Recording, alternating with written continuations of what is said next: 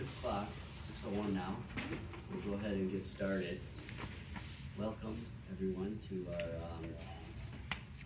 Westhaven Trails.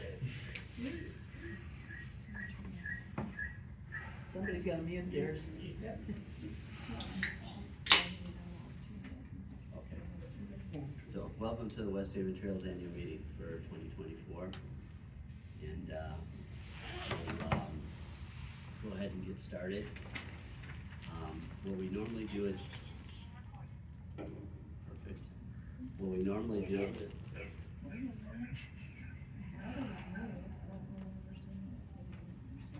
Recording in progress. Does one of you have your mic on? Yeah, this one here. We had the mic on this one.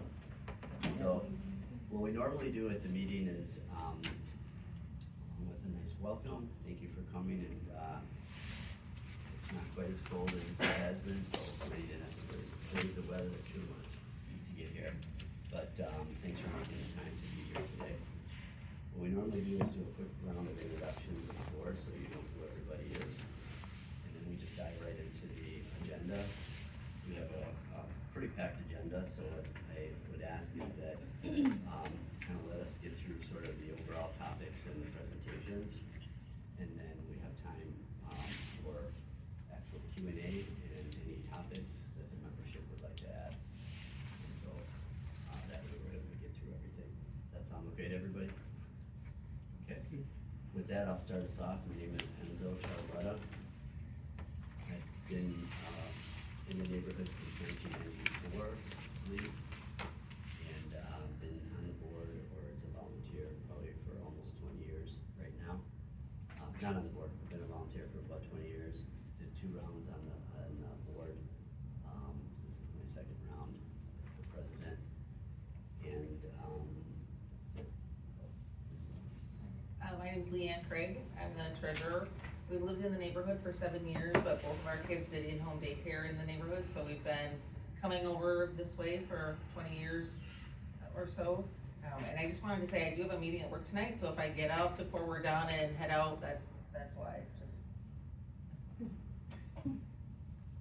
Hi, Alana Wagner. I have been a resident of the neighborhood for 17 years. I served 8 years on the board when we first were residents in the neighborhood, and then took a lengthy bit of time off. And then when we had a person who was unable to fulfill their term, I volunteered to step into that and serve out the rest of the term. So I'm acting secretary tonight, and yeah, that's it. I'm Julie. I've been in the neighborhood for probably close to 20 years. So I've been on the board or volunteering for probably 10. And Matt Yankee, who is also currently on the board, today would be his last day because he would kind of serve until we have the annual meeting. He could make it. That's the full board. So with that, we'll go ahead and dive right into the agenda. And have a few governance updates. We'll have the treasurer provide her update and talk about the budget. And we're also lucky we have our commentator today as well. And then we'll talk about a couple of the committees. We'll do we have with Matt Yankee not coming back to the board, we do have one opening, and Shane Perkin, who's here with us tonight, has volunteered to be on the board and run for election, and then the open Q&A. All right, with that, a couple of topics that I thought I'd throw out. Some of these you'll see if you got a chance to read the newsletter. Some of these you'll recognize them because they're the things that we worked on over the last year. So we were able to kind of reestablish our biannual association newsletter. Typically, we used to do these a few years back, and then for quite a few years we didn't have anybody that was volunteering year, we actually brought that back. So hopefully you guys have gotten a chance to see those and read those and found them valuable. If you have any comments around those, definitely just shoot those over to us. We did have, as Alana talked about last year, one of our newer board members resigned, Sarah, and Alana's filling in for her. Thank you, Alana. One of the things that I do as president is I get calls, questions, emails, every once in a while, people that actually know where I live will stop by and ask questions. And so we had about 20 of those last year, all different kinds of things. Some things about just how the neighborhood association operates, to requests for different types of things they want to do with their property, that kind of thing. Usually when I do talk to people, if some of you I know that are here, I do a lot of recruiting for volunteers. So if you end up talking to me about something, I'll probably ask you if you're interested in volunteering. So that's just part of my role in what I do. So that doesn't mean don't ask me questions, right? So anyway, about 20 of those throughout the year. One of the other big ones that we'll talk about here is the proposed covenant change.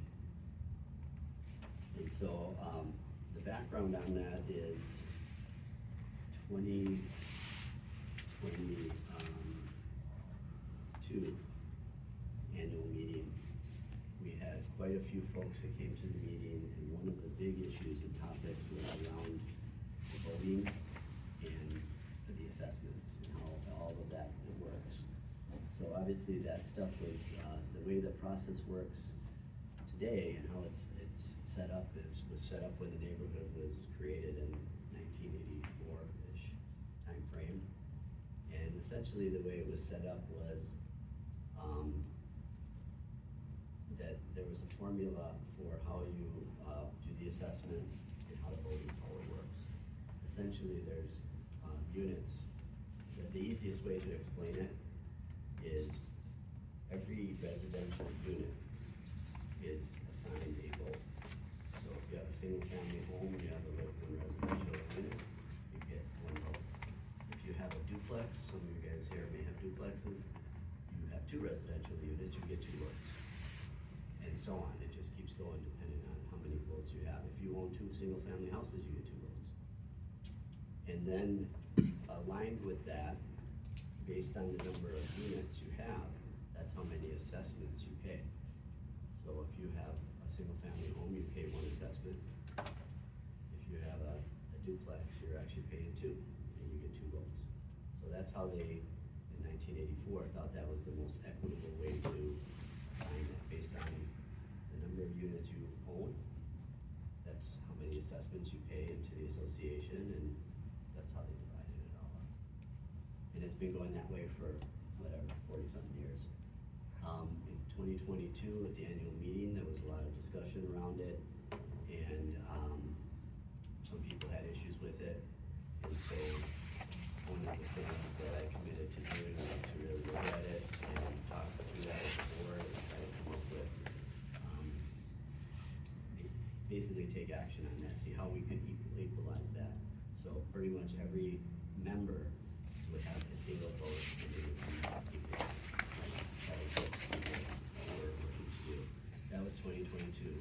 2023 annual meeting, we brought back that against the membership in here, and we sort of shared out what we had learned, working with our attorney, Dan, who's actually on the call, so if we have any questions, he could rescue me here. But we presented that again at a second annual meeting, and then the membership at that annual meeting, after discussing, had said, yes, move forward with it. Move forward. So we did that, we invested, I can share how much we invested in doing that, so it was quite an investment. We invested in basically modifying, coming up with a proposal for the covenant change, and then the whole process for mailing and getting the votes and all of that.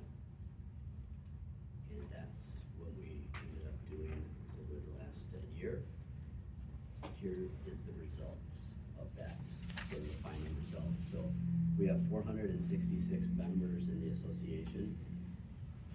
And you can see the breakout between single family and multifamily. And the 44 in total members returned, basically voted yes. So 44 members voted yes by sending in all of the documentation to make the change happen. So which is about 9%. Based on our covenants, to change the covenants, you need a minimum of 65% of the members, along with 2/3 of the first mortgage holders to change it, to also approve it. So that's basically how it's set up today. So 44 voted yes for it. And that came out to about 9% of the total membership, so it gives you an idea where we landed. I know I talked to quite a few members, and where I talked to a lot of members, plus we had the special meeting here. Some of you guys were here for that. We had the special meeting here. And, you know, I think we answered a lot of questions and got a lot of the information out. And, you know, there's a lot of people that really, you know, cared about that and spent the time to ask questions and look at it. So I feel like we did, you know, a good job getting it out there. We definitely invested the time and the energy. And as we've talked about in the past, we're all volunteers, but we spent a ton of time on making it happen. And, so I think we're pretty much concluded on this at this point. That was it. I mentioned it was quite an investment. Right now, it's, the covenant change was about a $4,000 investment from the association to hold that. So that included all the legal fees, mailing costs, you know, back and forth and stuff like that, so. All right, moving on to, that's the president's update. Moving on to the treasurer's update, again to the financials. Yep, I'm gonna defer to Ryan with the financials. Yeah, so just kind of going over high level what items exceeded budget more than 5,000. Legal fees last year at the time we set the budget, it wasn't known that the board was going to pursue the covenant change, which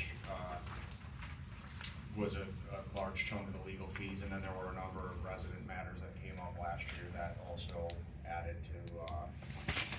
to the higher legal fees than planned. Office expenses also, that largely related to the additional covenant proposal, printing, mailing. It was a lot of paper, so it was expensive to have those printed, and it was expensive to have those mailed. So,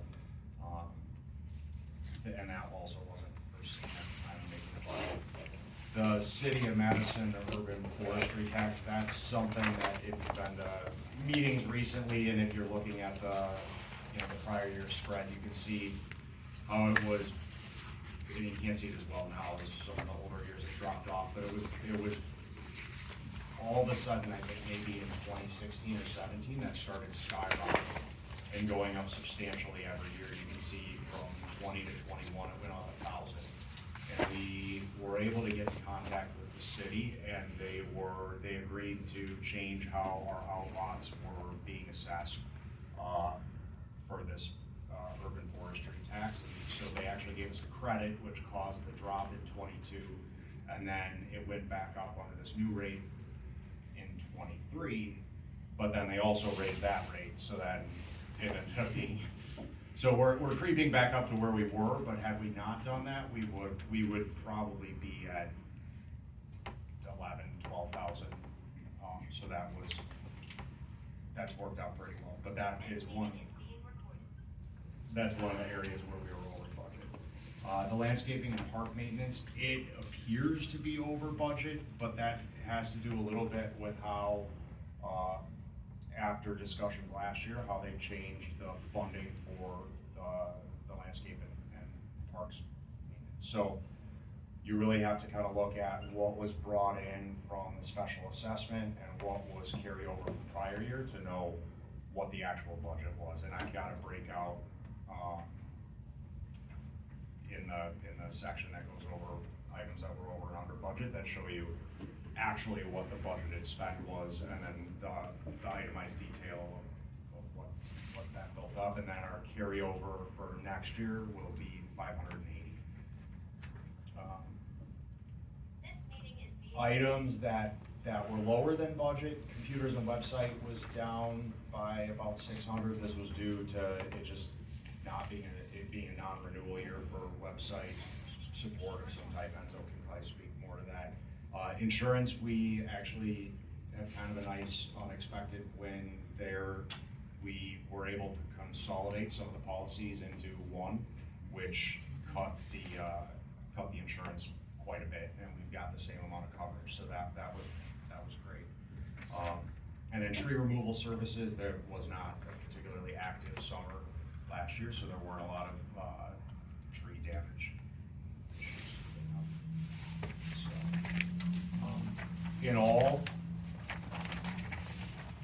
you know, we didn't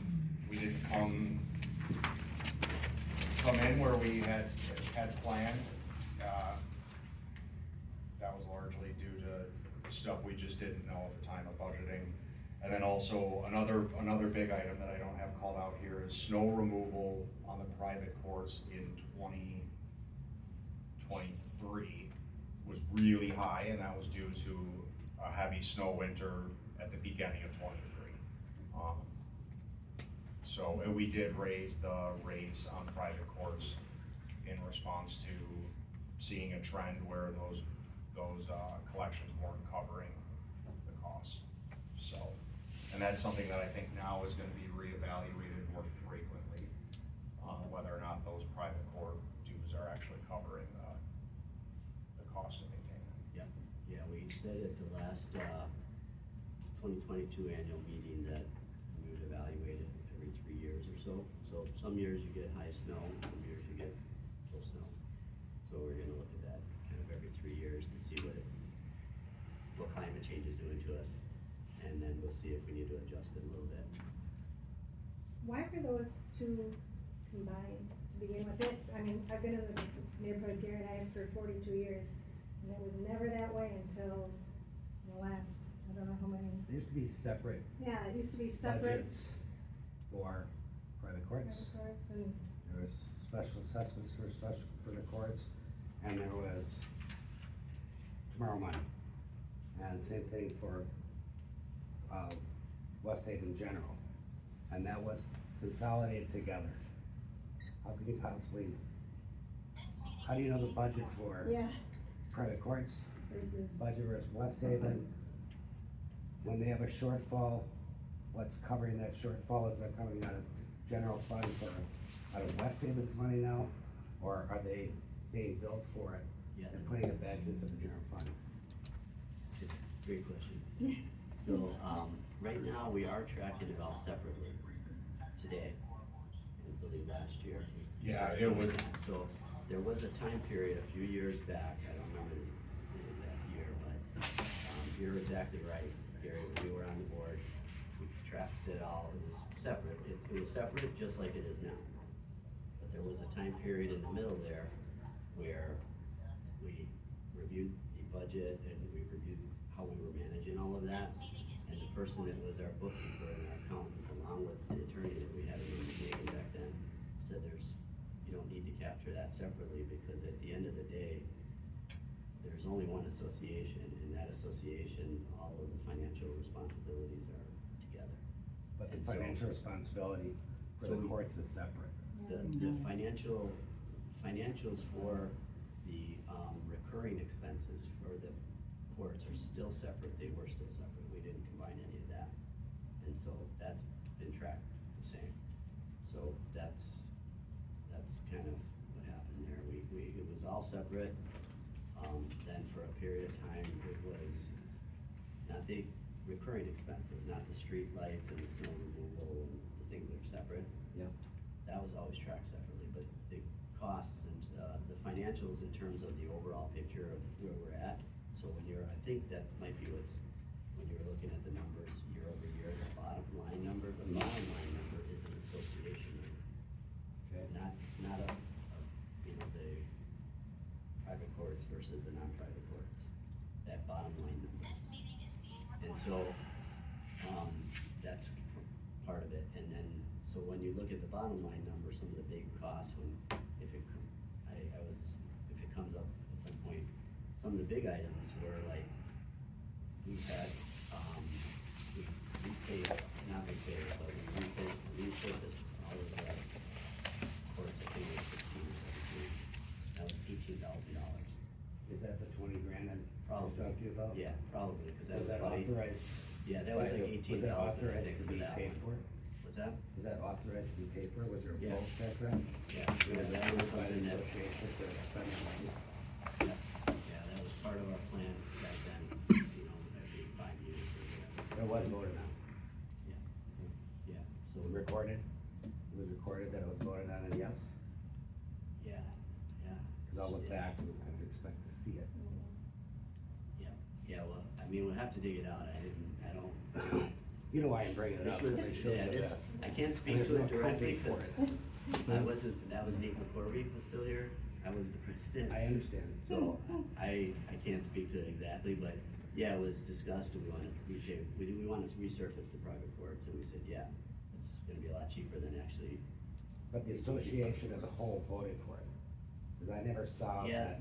I got a letter saying, yeah, go ahead and spend 20 grand on this one court, or these two courts. yeah, I'd have to, we'd have to go back, I don't know. Can you It was do that, or just- do you want me to It do was it? kinda like in these meetings here, when we approved the budget here, when we approved the budget, that's when we approved it. So I don't know if that's specific. I can't All they know is, remember. to spend that kind of money, it has to be 3/4 majority to say, spend that money. I never saw it, Yeah, so I'm just asking, it's something we'd have was to that go back. question posed to Yeah, the it's something we'd association? have to go back and backtrack and look at. Okay, I'll look at the notes. Yeah, look at the notes and see, mainly if it was in the budget, because when we adopt the budget, then we're approving what's in the budget, but. Yeah, you can approve what's in the budget, but it has to be approved, you're spending Yeah, on and it. like I said, in 2016-17, at the annual meeting, I don't really recall. Okay, I'll look at that. If it There's was no topic. penalty for it. I don't see any light items that says $18,000 for private court. That's why I looked at, someone else brought this up to me. But I started looking, I did this 20 minutes ago. Yeah, I would. I thought, I don't see it either, I don't know where this money went. There was no line item for it. Yeah. So they're like, Yeah, where did anyway, $20,000? that's kind of what I was don't saying, know. the repaving of the private courts was one of the items in that time period. There was a shed bill. So I just, same question, was it approved, and why isn't there any line item for it? Yeah, That money we'd was have to spent. look into that. Appreciate it. Yeah. There's a question from someone online that's asking, can the HOA sell the private courts? I have no idea. No, but they can dedicate them to the city if the city will take them. It's in the declaration, Yeah, If the city would take. if the city will take them. yeah, we, so that was, I don't know if Gary, if you were on when we approached that, again, before this time period, I think where I was president, where we did approach the city to take the private courts. And, we talked about this at a couple of annual meetings, but yeah, we approached the city, we met with a few of the city folks, the board, and they came up with, it was mainly about the parks, it's all about the parks in our neighborhood, so giving them that property, and they had come back and said, they had a formula for every acre, how many people and the cost to support it, and it would have raised everybody's property taxes quite a bit, a lot more than what we, like, it was, I don't know, 3-4 people was the number of people that they had, something like that. And, they proposed, and so the dollar value of hiring those, that formula was much more than what we spent, so they're like, Did you specifically ask them just about the private courts, so not getting rid of the parks, just, well, this was Maintaining the the- association property overall, yeah. yeah, how about just if they would do just the private courts? Nothing to do with, No, I don't recall that. I thought it was mainly about the parks and, I'll address our Property. alderperson and see what she says about it. Yeah, it's something I we don't know we what the can, onus is on the association. yeah, we can definitely raise that as a question anytime, I think, so. It'd be nice, but I can't imagine they'd ever go for it. No. Yeah, they were pretty, the meeting we had with the folks back then. I mean, if said that was the it case, the makes sense. complexes could get out too then, that, you know, why would the apartment complexes want to? Who did you meet with? Well, it was how many years ago? Let's see, I became the president, you were on the board, Gary, whenever. I don't it was recall any David of that. Harvey, it was, I don't recall it. yeah, I'm guessing it was probably like 2011. I've been off the board since 1995-ish. Okay, That's how old he is. yeah, but you got me on the board, so, in I think 96. they entrusted it to you. Yeah, look what happened. But, so, all right, thanks, Gary, those are good questions, so I do think, you know, we owe you an answer on the questions that Yeah, I you brought appreciate up, this. and we have People all the from- financials, so we should be people able, from around we should me be are able to identify Coming to me. where that, And I say go to the board, and they go, the board doesn't answer in the emails. I don't know what to tell you about that, because I don't know what they're sending out, yeah. but I just told them I'd look into it. Yeah, I don't know what to say about that, because every email that comes to us, we answer it, so I don't know. I don't know how they're sending, I don't think it's just the treasurer. Well, I get the treasurer Mayor. ones usually, I don't know if I answer all the ones I get. But I don't know how you, I don't know how you're, where the emails go, do you They guys go look to, through they them? come to me, They go to you. treasurer ones, and I answer all of them. Okay, so the, Or if they're related to you know, to their invoices, go to then I'll him. send them to him. But otherwise, I'll either respond or I call people, I mean, I'm doing that okay, once a week or once every couple of weeks. I Okay. get people emailing me, so they're welcome to, or they can call the phone number, and that gets, Okay. comes to us too, like it's Google Yeah. Translate and goes to email, Oh, so, there is and a then phone you get the number? president ones, right? So, Yeah. I mean, we get emails and we do respond, so, is the phone number on the website? Yeah, yes. yeah, the key thing, Oh, what we I might would be say getting rid is, of if that. someone says that they sent an email and they tell you, Gary, that they didn't get a response, ask them if they got the autoresponder. We put that in a few years ago, Okay, so they should get something back. okay. If they send an email, they get nothing, they sent it to the wrong email. Okay, I'll send one to you tonight, Yeah, just as a to test. the trail, And I'll the just say treasurer test it at one. work. And I'll let you, yeah, yeah, go. People- The president one too. People gotta be really careful too about looking in their junk folder. I always Sure. check mine, because Oh. I definitely get some in my junk. Right, but I mean the respondents. Yeah, I Stuff, can yeah, bounce them cause there. I actually get a bunch that come to my junk mail, and I got answered some that have come through there, so I do Yeah. check mine. Making sure that it's .org and not .com. Maybe, yeah, I don't know, but I definitely get a bunch in junk mail that I Yep. responded to, so. All right, Ryan, anything else that you wanted to cover at all? Okay. One other thing I wanted to ask about the budget, so when you consolidated policies and got insurance break, what policies were consolidated? It was general liability and, D&O, I think, and the director and officer liability. Okay, so general liabilities for, whether it's private court, why was there an overlap? So you could consolidate? It wasn't overlap, but they just had a policy that was designed that had both of those coverages built in. So it wasn't that we were duplicating coverage. Okay, so, got it. Yeah. All right, thanks. Yep.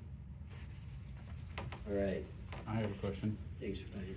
Okay, sir, go. First of What's all, your name, by the way? John Sears. John Sears? My first question is, where is our capital budget broken down here or displayed? Because the association is required to maintain a capital budget under the declaration showing our replaceable assets, our tangible goods and structures that we're responsible for, and it's never been broken down or disclosed anywhere. But it's plain black letter, and we don't know what we own, we don't know what the maintenance expenses are projected to be, the longevity, none of that's disclosed to the membership, but it's explicitly required to be tracked and kept as a separate budget. I see no evidence that that's ever been the case here. I would agree with you, I've never seen it. Well, it's section 906 of the declaration on page 7, and it Okay. needs to be done as a Sure. practical Yeah, that's matter. something we could look into doing. The membership feels there's value in those spending time on it. Yeah, that's not a problem. As a practical matter, it doesn't matter whether the membership feels it's valuable or not, it's in the declaration, it's a binding obligation on the association, and it needs to be complied with. Are you talking about like all the part, like, what we own as far as the parks, like the equipment and that type of thing, like It's- everything that's owned? It by says the shall prepare a association? capital budget which shall take into account the number and nature of replaceable assets, the expected life of each asset, and the expected repair or replacement costs. So what types of, so like I said, are you referring to like the park equipment and stuff, or what, I mean, what? By the else? language, it would be So, everything. private courts, park equipment, Yes, Shed, Private the- courts. yeah. everything. What in the private Yeah, courts? yeah, we've never, All as the far as I know, we've never done that, so, John. Would Something we we could get definitely over look into. assessing? We did do a projection on the private court. Oh, the so, maintenance, yeah. Yeah, the Yeah, the maintenance maintenance we have, but But the assets of the actual Not the equipment in the assets. parks So- would be the main thing then. Who would assess the value? Well, right. Right, Don't- yeah. We'd have to hire. You'd have Well, to that's why hire I'm somebody. saying- We'd have to hire we- somebody and pay. we'd have to have a membership vote on it, whether it says it in there or not. So 'cause some of It's- these things. we we would I be have it. spending- It's right here. Yeah, It's yeah, right we here. would be spending the That's money. fine, and we can do Yeah, that, but it's that would just- be in the budget. Yeah, and it's gotta be in plus- the budget. If we don't have the money, then it's not gonna get done. It doesn't just happen like that. So You we have to we budget for the spend things you're money, required and to that's- do. that's It's how we not have an to do it. optional, it's not an option. It's in the Then declaration, it would, and it's been in the declaration since nineteen eighty-five. anything that we spend that's over that 2,000, we do need to have a. It's not a separate expense, it's required from the beginning. It's not a special expense or proposal. You've always been required to Yeah, do it's it. something that's never been done, so I mean, we don't have that in the budget right now. So let's come back to that. I'm sure you have a list of other stuff you want to do, so. You wouldn't be wrong. The, oh, alright, cool, thanks. Yeah, these next few items I'm gonna go through really quick, because I wanna make sure we have plenty of time for conversations and questions. But basically, kind of similar to how I shared about the, just the overall kind of inquiries, for the ARB. We do have a really good ARB, a lot of great, a couple great folks on there. And, we had 16 ARB inquiries. The team approved 6 ARB requests. A lot of, over the last, few years, we've had a lot of, interest in a shed policy. So we finally were able to get a shed policy created and posted out there. So if you are interested in a shed, it's out there now. I know we've had a couple already. And we have an updated the fencing policy. Sorry, Chuck, we finally updated the policy you created. It's a little more expanded, but thanks for helping on that. And we also had a couple retiring members. We had a few new members. We had 3 new ones, Sarah, Tom, and Taylor. Were added to the ARB this last year. And then retiring was Jim and Chuck. Chuck is here. He's, I think, I'll probably get this wrong, but is it 40 years altogether that you've been involved with the board, or is it 30, 35, 30 something? We've been here since 94, so 94? 92 actually. Yeah, Okay. I got involved about 94 when I found out about the board. Okay, cool. So, thank you for all that service, Chuck. The other committee we had, was, the Parks Committee last year. And a few of the things that got sort of, accomplishments, I would say, are, just some general repairs of our park equipment. Replaced the backboard that had been pulled down many years ago, based on a request. And then, replacing one of the sandboxes, the 2 sandboxes that were removed, and then one that was replaced. We still need to get sand in it. It's got put in last fall, so that's one of the early projects this spring we're gonna need some help with, or have someone do it. And then, quite a few trees and stumps that, we addressed, kind of normal stuff. And that's really kind of the 2 committees. We did want to hold a, board election. We have one seat open, as I mentioned, Matt Dickey, who resigned, and Shane Birkin, who's been a member since, 2018. think at every annual meeting since he's been here pretty much. You know, he's talked with the board on quite a few occasions about different activities and been interested, and so, he is up for, wants to put his name up for election, nominated for election, so I'll let him speak for a minute or two if he wants. Sure. Stand up, why not? Anyone know if this meeting's being recorded or not? or- Yeah. I'm not sure. Looks like John's recording it and we're recording it, so. Yeah, thanks Enzo for that. So yeah, my name's Shane Burke and I have lived in the association for 5.5 years now, so I have a duplex on Sonora Court. So, yeah, I don't plan on leaving anytime soon. I think it's a good neighborhood. Hopefully keep that way. Yeah, I'm just looking to help out things and answer questions, be a little more involved. I think I've met some people either formally or informally before. So yeah, for what I do during the day, I'm a practicing pharmacist. I graduated from UW-Madison in 2013, and I've worked at the same company for 10 years. Time's flying, I can't believe it's been that long, but I really enjoy what I do. And as far as what I like to do in the neighborhood, you might see me go for a run.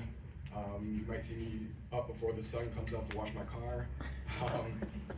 Other than that, yeah, I think that's about it. And my house shook last night. I think all of you probably did. Oh, everybody's did. Yeah. Thank you. Alright. So with that, we have a couple options, I think. We can just do a hand vote. There's no, I think done it over here in the hand vote, or we can take an actual membership vote.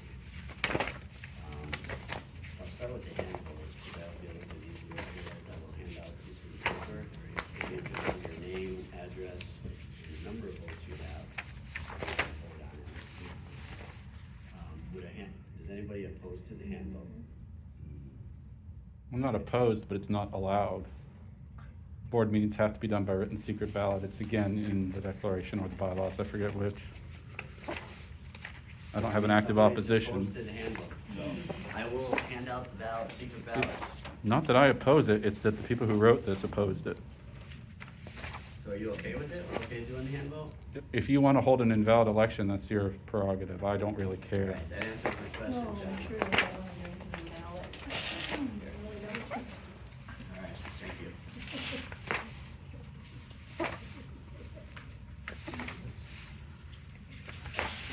All right. Let's see, it's under, God,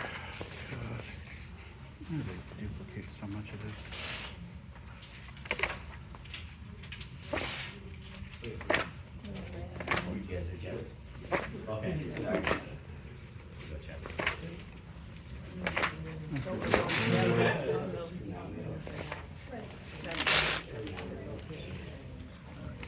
Everyone? I'm saying direct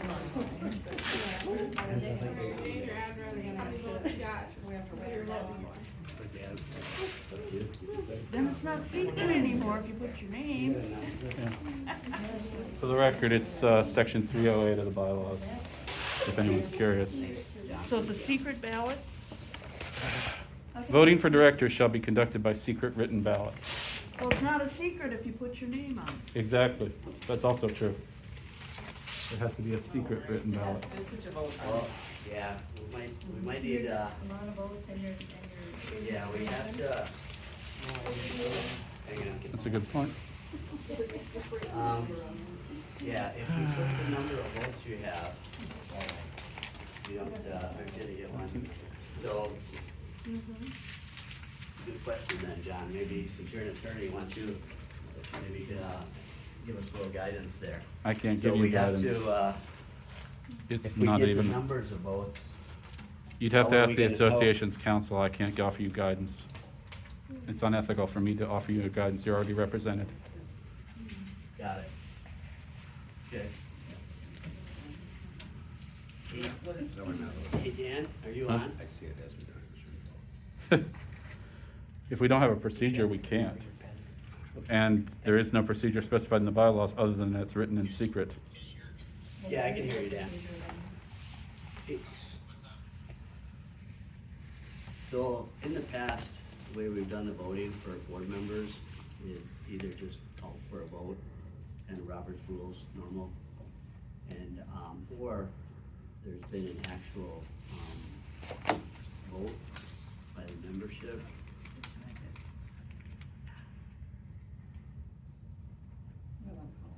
Yeah. This meeting is being recorded. Dan, Enzo's gonna call you on your cell phone, so you can, and put you on speaker. That's fine, because you broke out there, yeah, something from my mind now.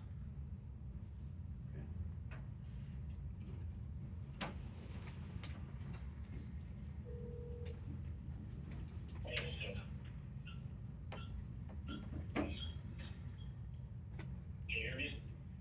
Yep, I can hear you. So, we've almost got through the whole agenda too.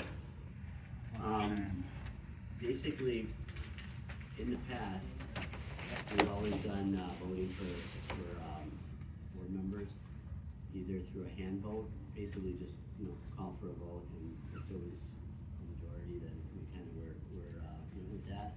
Or if it was close, or we had multiple people, like we did a few years ago, if they were running for the board, then we did an actual count. But John Sears is reading the covenant, and apparently it says. The bylaws. The bylaws. Section 308, if he's reading along. Something, related to it has to be a secret ballot, but if it's a secret ballot, how do we know who, how like different people we just talked about earlier in the meeting, some people have 2 votes, some people have 50 votes. How do we know if those are valid votes if you can't put your name on it? It doesn't make any sense to me. So my interpretation of it is, when we say secret ballot, it's this, it's like a private ballot. I mean, again, I have no answer. There's no way to, we can't validate the number of votes unless you put your name on it. So, what's your thoughts on that, Dan?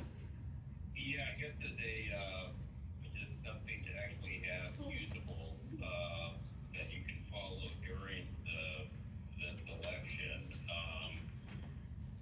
It does, bylaws do provide for, the secret written ballot, but, I think it could be secret from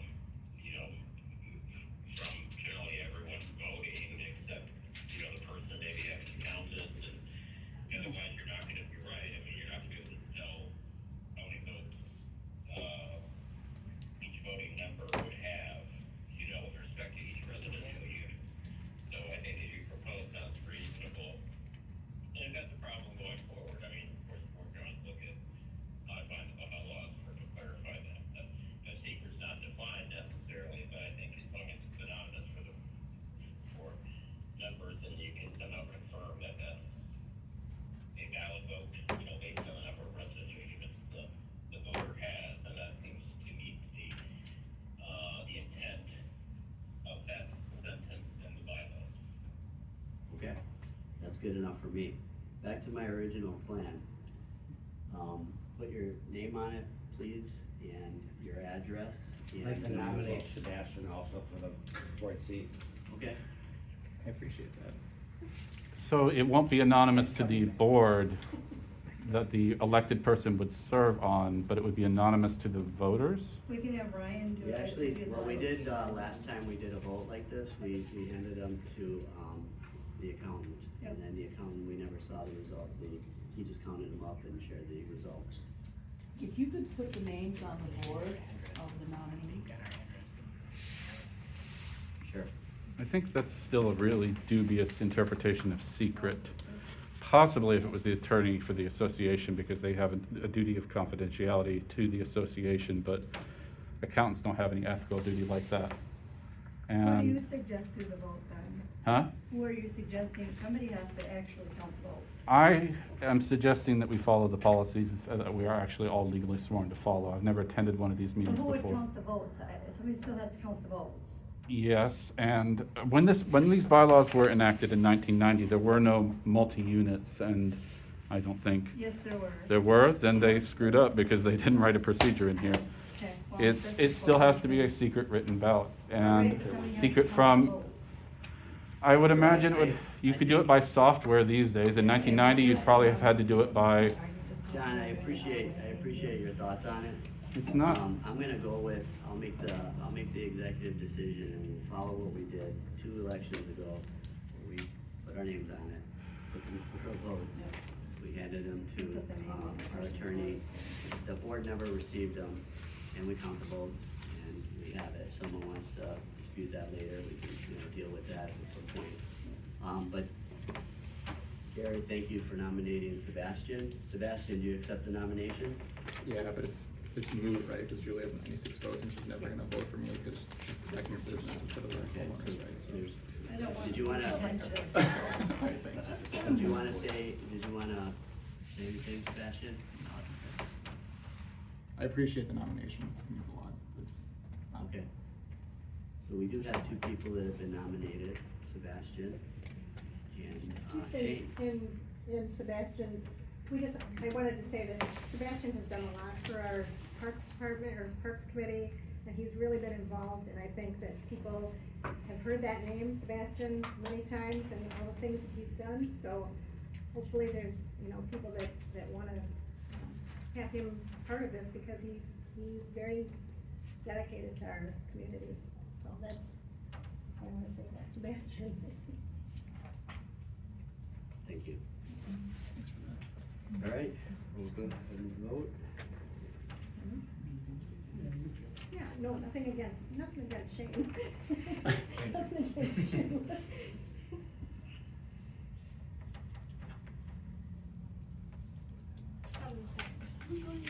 Oh, yeah.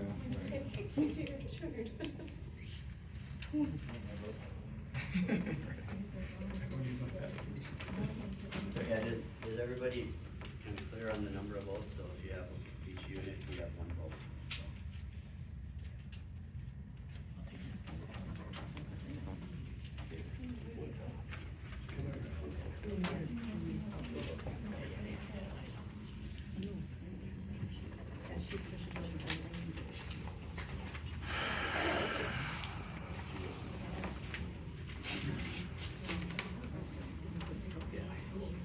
Yeah, we'll have to follow up with her on that.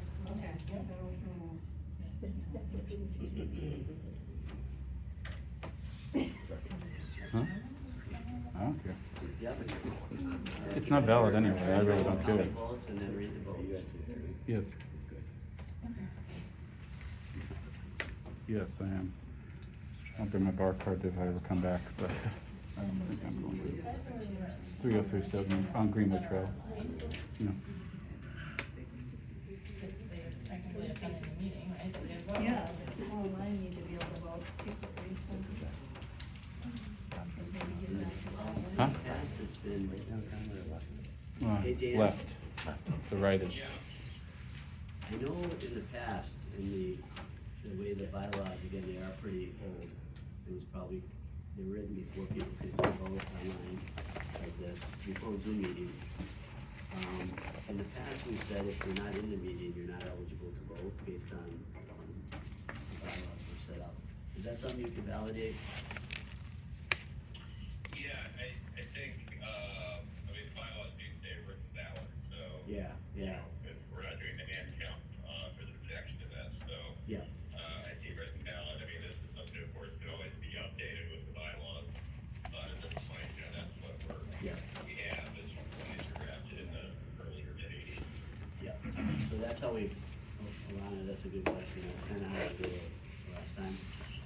So to Now, get- you can, I do want to mention, Enzo, and you're probably aware of this, but I think by proxy, I think people can, if I recall, you Yeah. can assign your vote to votes, but that's done right as well, right? Right, yeah, if you have proxy vote, then you have the additional votes. Does, being, present via Zoom constitute legally being present? That's what we were That's just what we talking just, about. that's what we just talked about, Oh, okay. so, yeah.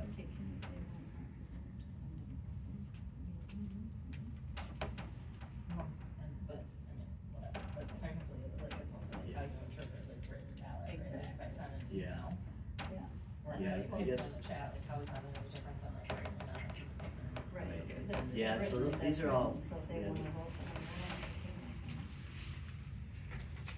that. Should we direct the board for, it can't happen obviously this year because there has to be advance notice, right, on bylaw changes?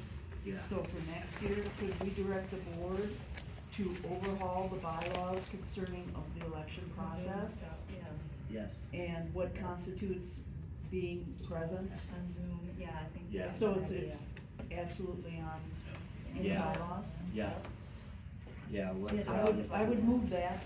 Okay. Yes, thank you. Yeah, actually, we've already talked to Dan about, a series of bylaw updates. We did a bylaw review with Megan many years ago, and, I think we're due for another one, so we're gonna definitely go through that. That's an area for sure. Huh? Yeah. Thank you. Just wanna let you know I really respect and appreciate what you're doing. Thank you. What am I doing? You're holding me accountable to the rules. You haven't seen anything yet? No, I know. I've got a list.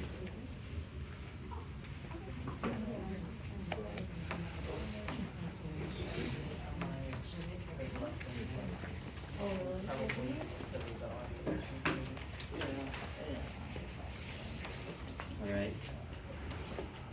Okay, has everybody submitted their votes that is interested in voting? Okay, thank you.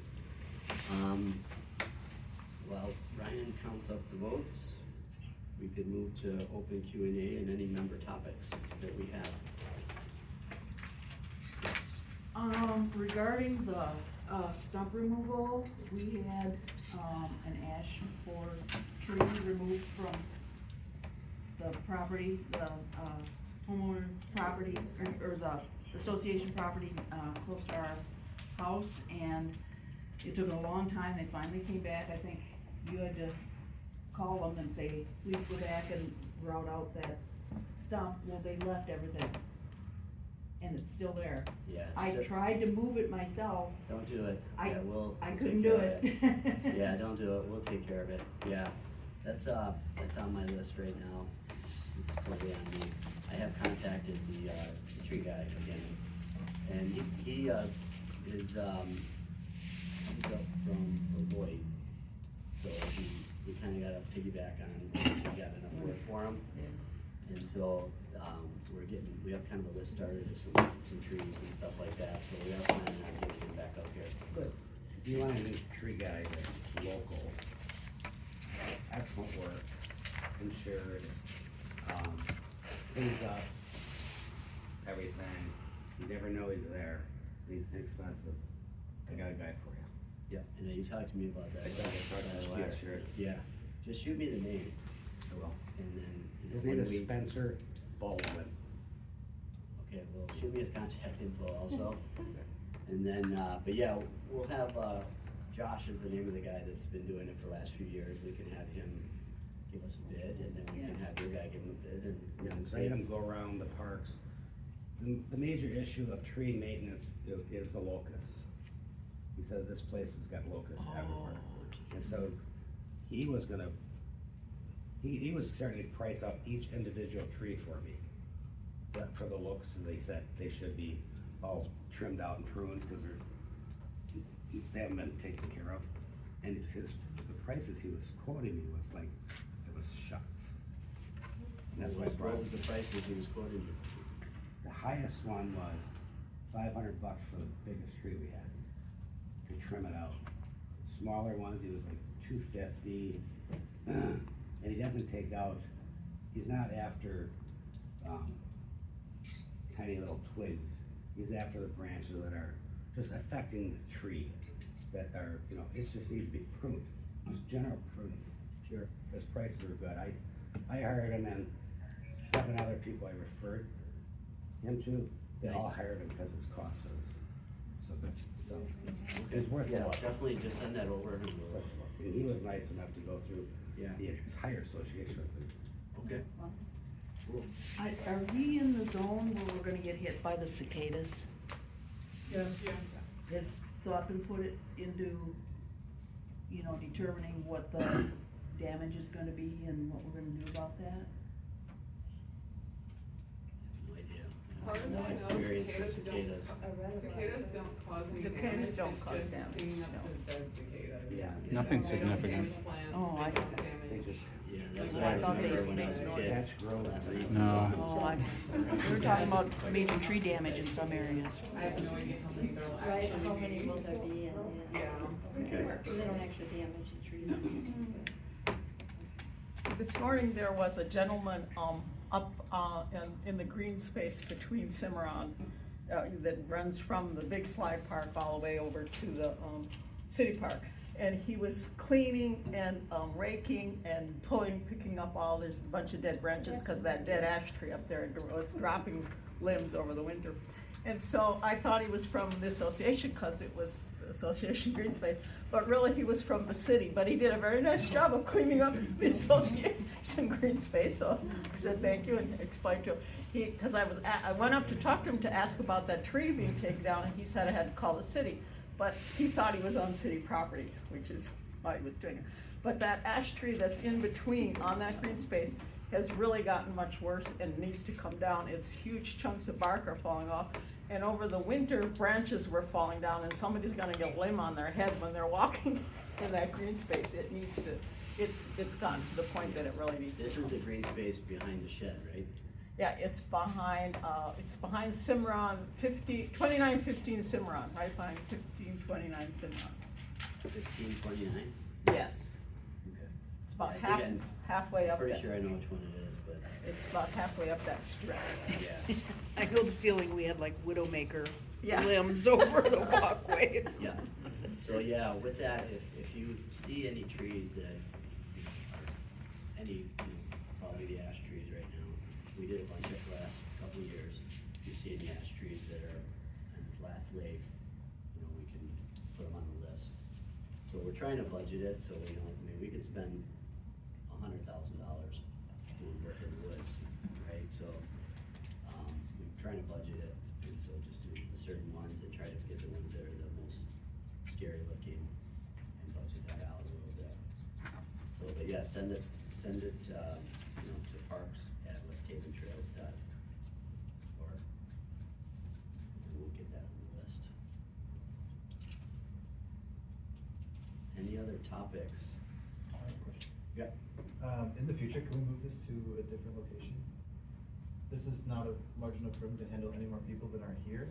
It's not a large enough parking lot to handle people that are here. I had to park across the street. I'm a fairly athletic guy. I made it across, but that's dangerous. Across that street, there's no crosswalk. Yep. So I would like it if we would move back to church or somewhere else. Yeah, I think we can move it back to the church. We had a long conversation about it. We had this place reserved for the whole year, and so it seems to have worked pretty well up to this point, but yeah, I think it's a good idea to move back to the church. We moved it here because the 2022 annual meeting was so, contentious, abusive, I don't know, there's a bunch of other words I could probably use for those of you guys that were here. So we don't want that to ever happen again. And so we thought, for safety reasons, we moved it to the police station community.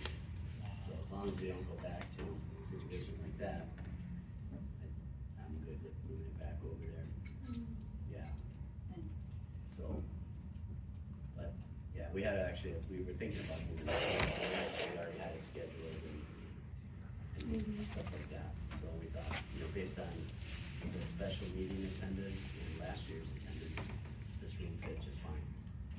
The other, when I set up the room, you can park in the actual parking lot, even though there's room you can go through.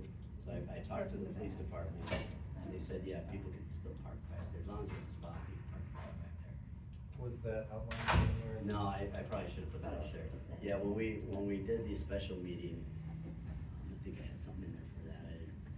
We didn't put it on the postcard or anything, but yeah, you could actually park in there when we have a meeting. Good questions, though, Don. Any other questions, thoughts, or concerns? I'm just curious, Ideas? Yep. I'm just curious about the fencing and the shed policies. Yeah. Were those, did we vote on those? I don't remember voting on those, and that had to be voted on also, didn't it? No. Because that's a it's a deed restriction, and it's filed with the city, so the city has to know that that change is being made, and it has to go through the whole. No, cause that's in the, it's not, basically the actual language around the shed, just like the fencing policy, when we did the fencing policy years ago, we didn't file new covenants for 466 people, we implemented a policy that was an internal policy, not a covenant change. And so, the board can approve those policy changes, and so that's how it was approved. I don't know if it was And a policy, no, it was a actually, restriction. what's that? It was one of the deed restrictions, it wasn't a policy. It's not in the declaration, not attached to your deed. Unfortunately, the board has very broad powers to make what they call rules and regulations under the declaration just by their fiat, and this would be included in the fencing policy and the shed policy. I've run into difficulties with both of those myself in the last year, and there's not a great deal of way to challenge it. But, yes, they can just make rules and regulations as long as they're reasonable, and reasonable is not defined, so. But they are loosening those policies. I mean, it's too late for me, it's cost me a lot of money. Policies got changed Shed too. policy? Woohoo, I want a shed. Just I want a shed.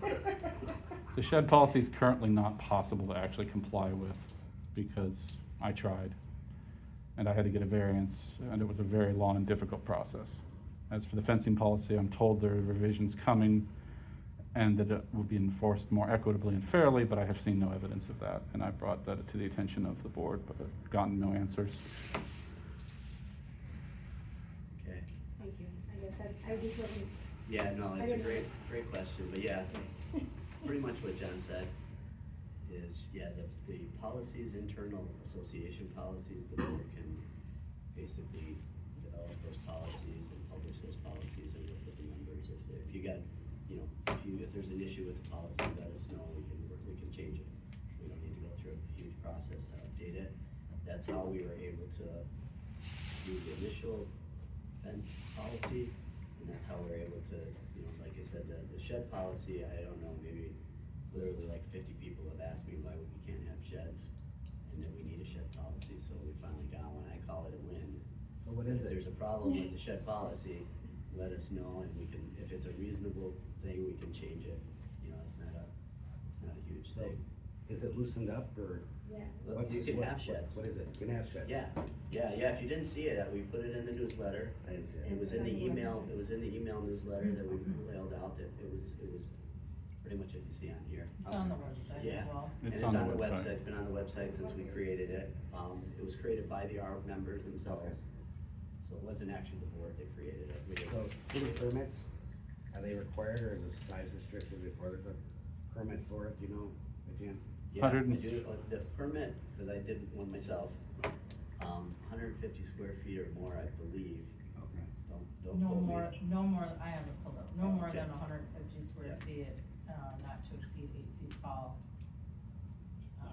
So there's just some like, you know, it just outlines the like procedure that, you know, you put in a request to the ARB, and then, you know, it has specifications in terms of, constructed of materials consistent in color, style, and texture to the house, appropriate to the neighborhood, what I just said about the size, the minimum warranty, which doesn't need to be updated, because that is something that came up with, you know, John, with your case that, No one offers a 15-year warranty, so literally that no doesn't need to be one. updated. I think that we updated that to say it's like 7 to 10.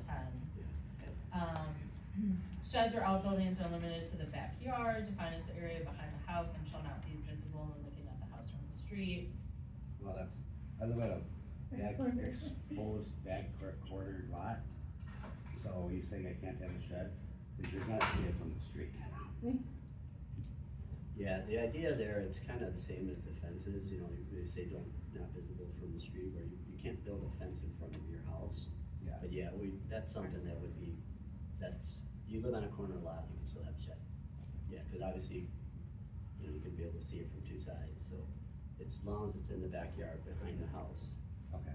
So that's the whole that idea, means that's the to spirit of it. backyard. As far as the finish, John, just now that I finally get the chance to meet you,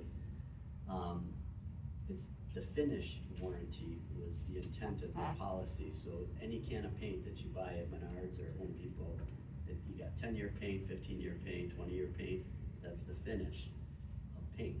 That we, basically the idea was don't paint it with some really junky paint and it's gonna deteriorate and look like crap in the neighborhood. So that's kind of the idea.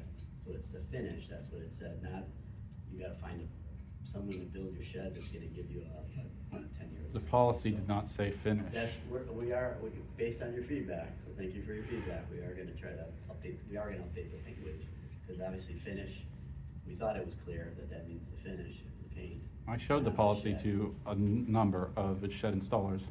They all interpreted it the same way I did. Okay, That that's it why was- we're gonna update it, yeah, I mean, it's interpretation, it's not even worth arguing about, we're gonna update it, it's not a big You- deal. We're just gonna I- call it out and call it paint, so. The ARB argued with me for 3 months over it, so somebody thought it was worth arguing about. The same as they argued about the color I'm allowed to paint it. And they've decided on what colors I'm allowed to have, which, As long as it's consistent with the color of the house, that's the rule, so match the house. yeah, that's a strange rule considering the state of sheds in the neighborhood and in general. Plus, trying to match paint colors with 40-year-old house siding and so forth is not. What I would say is two things. Use your judgment. You're not gonna match a 40-year-old paint house, right? That's impossible. Pick a color that matches your house. Like, if it's green, pick a green, you know what I mean? We're not saying that, don't read it so literally that this can't be possible. So, use your judgment. It says it needs to, match the house. If you got a yellow house, paint it yellow. If it's essentially If you got a invisible, green why house, is it a paint priority that matches the house if it's invisible from the street? I can't understand the You don't nature of want the. a purple house, or a purple shed or something, Yeah, it I mean, just looks again, that's nicer kind of on like, people. Within reason, you match it to your house. yeah, that's the idea, is matching the house. I mean, that's been what that's been the guidelines that, as an association, as the ARB, that we've thrown out. Other than yourself, we haven't received any other comments. I don't know. We'll ask everybody here right now, does that sound reasonable, that the shed should match your house? Just a show of hands. Okay, so I think the ARB did a good job then, they should match the house. Next. Brian, do you have votes? I do. Do you want, just winner or counts? You can do the counts, that's what I Okay, did so last we've time. got, Sebastian at 5, Shane at 272, and then we had 1 vote for Shane. You guys see my point? It's like, Yeah. bother. Yeah. Shane voted, so I set that aside as a tiebreaker. Yeah. I figured we could sort out. Okay.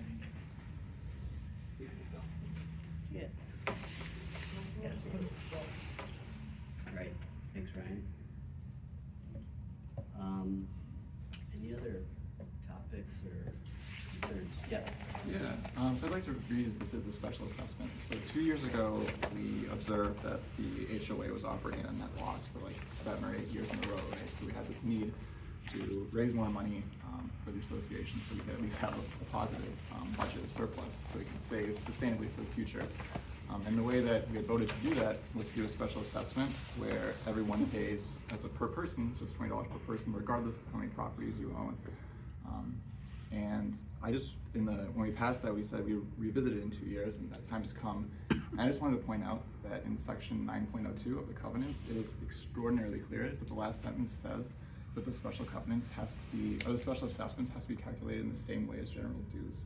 So my question to you guys is, are you planning on continuing with the special assessments the way that they were, illegally done the last 2 years? Trying to remember back 2 years ago when we went through the same thing, and we also had Dan look at that. There's also language in there that says if it's over, I believe, is it $200? That's when you need to vote for it. But it's independent of it following the same computation as the general dues. Yeah, it was all part of the same sentence, part of the No, same. it's a No, different sentence, that's he's exactly the right. point. He's right. The basis and computation of said special assessment shall be as provided in sections 902 and 903. You're not allowed to deviate from the standard formula the way you've been doing. He's absolutely correct. So my question is, how are you guys going to account for this? Because what you're doing is wrong. Like, aside from the, morality of it, you're illegally doing this. And it's a clear conflict of interest for you guys. That's also correct. This can't continue. I hadn't even noticed that. Yeah, I guess we can relook at that. I mean, that's what we can do, so. Is Dan Yeah. still on the phone? Yeah. Dan, this is just a question, I'm curious. Do you represent anyone else in the neighborhood or on the board or in the community that, other than our association? Do I represent anyone in the association, like individually? No. Yes, yeah, that's what I was asking. You don't represent anyone? So when you interpret these, deed restrictions and bylaws and everything, you're doing it for the benefit of our association, is that correct? Yeah, well, yeah, for the association, that's who hired me, so it's the board, I answer to the board, but it's the legal entity is the association that is the client, right? Right. So you don't have any other clients that actually live in the association? Not Or to on the my board? knowledge, at least I'm not aware of that. Most of my clients are either entities, but I'm not aware that anyone that I'm representing actively in there. I mean, it could be years ago I represented somebody who lived there, maybe on a divorce or something, but I'm not aware of anybody now living in that community that I represent individually. Okay, or your firm doesn't represent Or like my the firm, correct. apartment buildings or anything like that, okay. Okay. Thanks, that was a good question. Yeah. Yeah, it's good, that way anybody was. Yeah, it's a thinking fair there was question, it's some other conflict of connection. interest if there's, yeah. if you- So you'd be willing to review your conflict log and get back to us on that? Because your firm, I can hear you. I'm sorry, what? you'd be willing to review your firm's conflict log and get back to us on that? Because this is an offhand response you're giving, but. Identity of my clients is also confidential, so. Yes, I know, you can review your conflict log and. Give you a conflict log. I'm not asking to see your conflict log, I'm asking you to review it. Anyone who lives in trails. Dealing with him is torture. Hey, John, since you're already communicating with Dan, just send him an email. I do, and he doesn't answer them, but that's another matter. We can talk about it another time. But Sebastian, to your point, yeah, we'll relook at that. Yeah, I don't see any problem, kind of looking at it again, and if, at least how it was interpreted 2 years ago when we went through the whole process, it was where, what I recall, from what I recall, where part of that statement, right here in front of me, was that $200 limit impacted the special assessment of following the way the normal assessments are assigned. Like, to me, So that's how we interpreted it at it's the not a time, question and of that's interpretation, what it's a we did. separate sentence. It's a actually clear two sentence. sentences later. It's not part of the same sentence at all. He's flatly correct. Same section, sorry.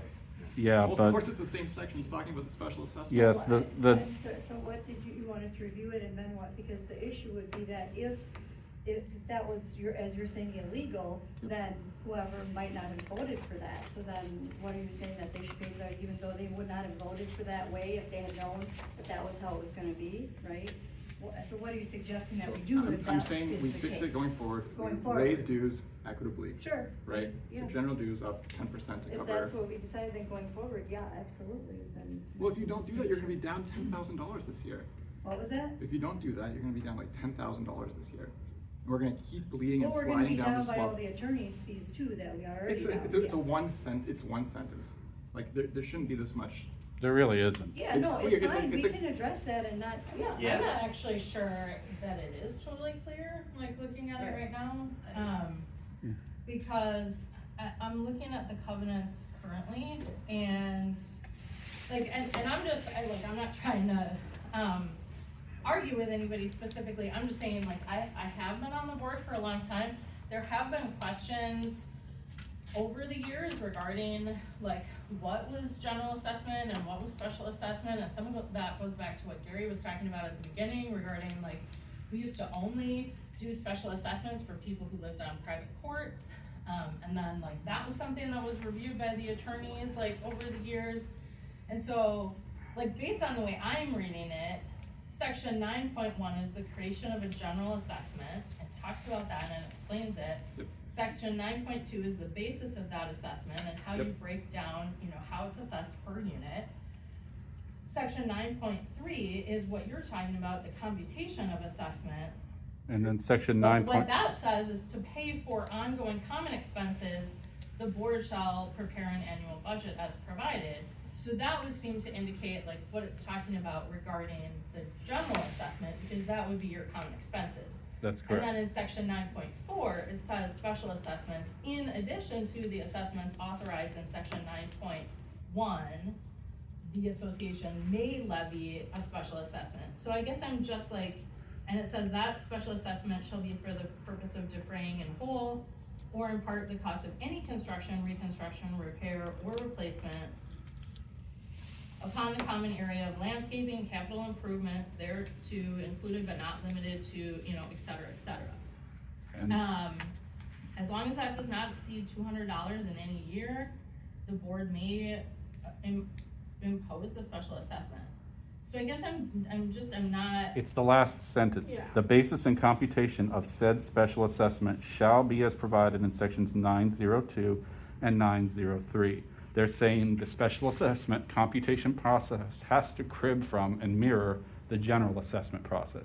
You can't exempt multi-unit households the way you've apparently been doing. I wasn't aware of this issue, but yes, it's very clear. The basis and computation of special assessments has to be computed the same way as general ones.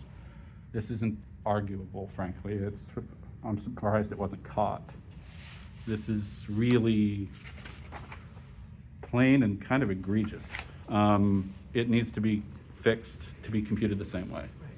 Anything else is a plain violation of the declaration and frankly shifts the burden of the special assessment internally in a way that is, as he says, illegal and actionable.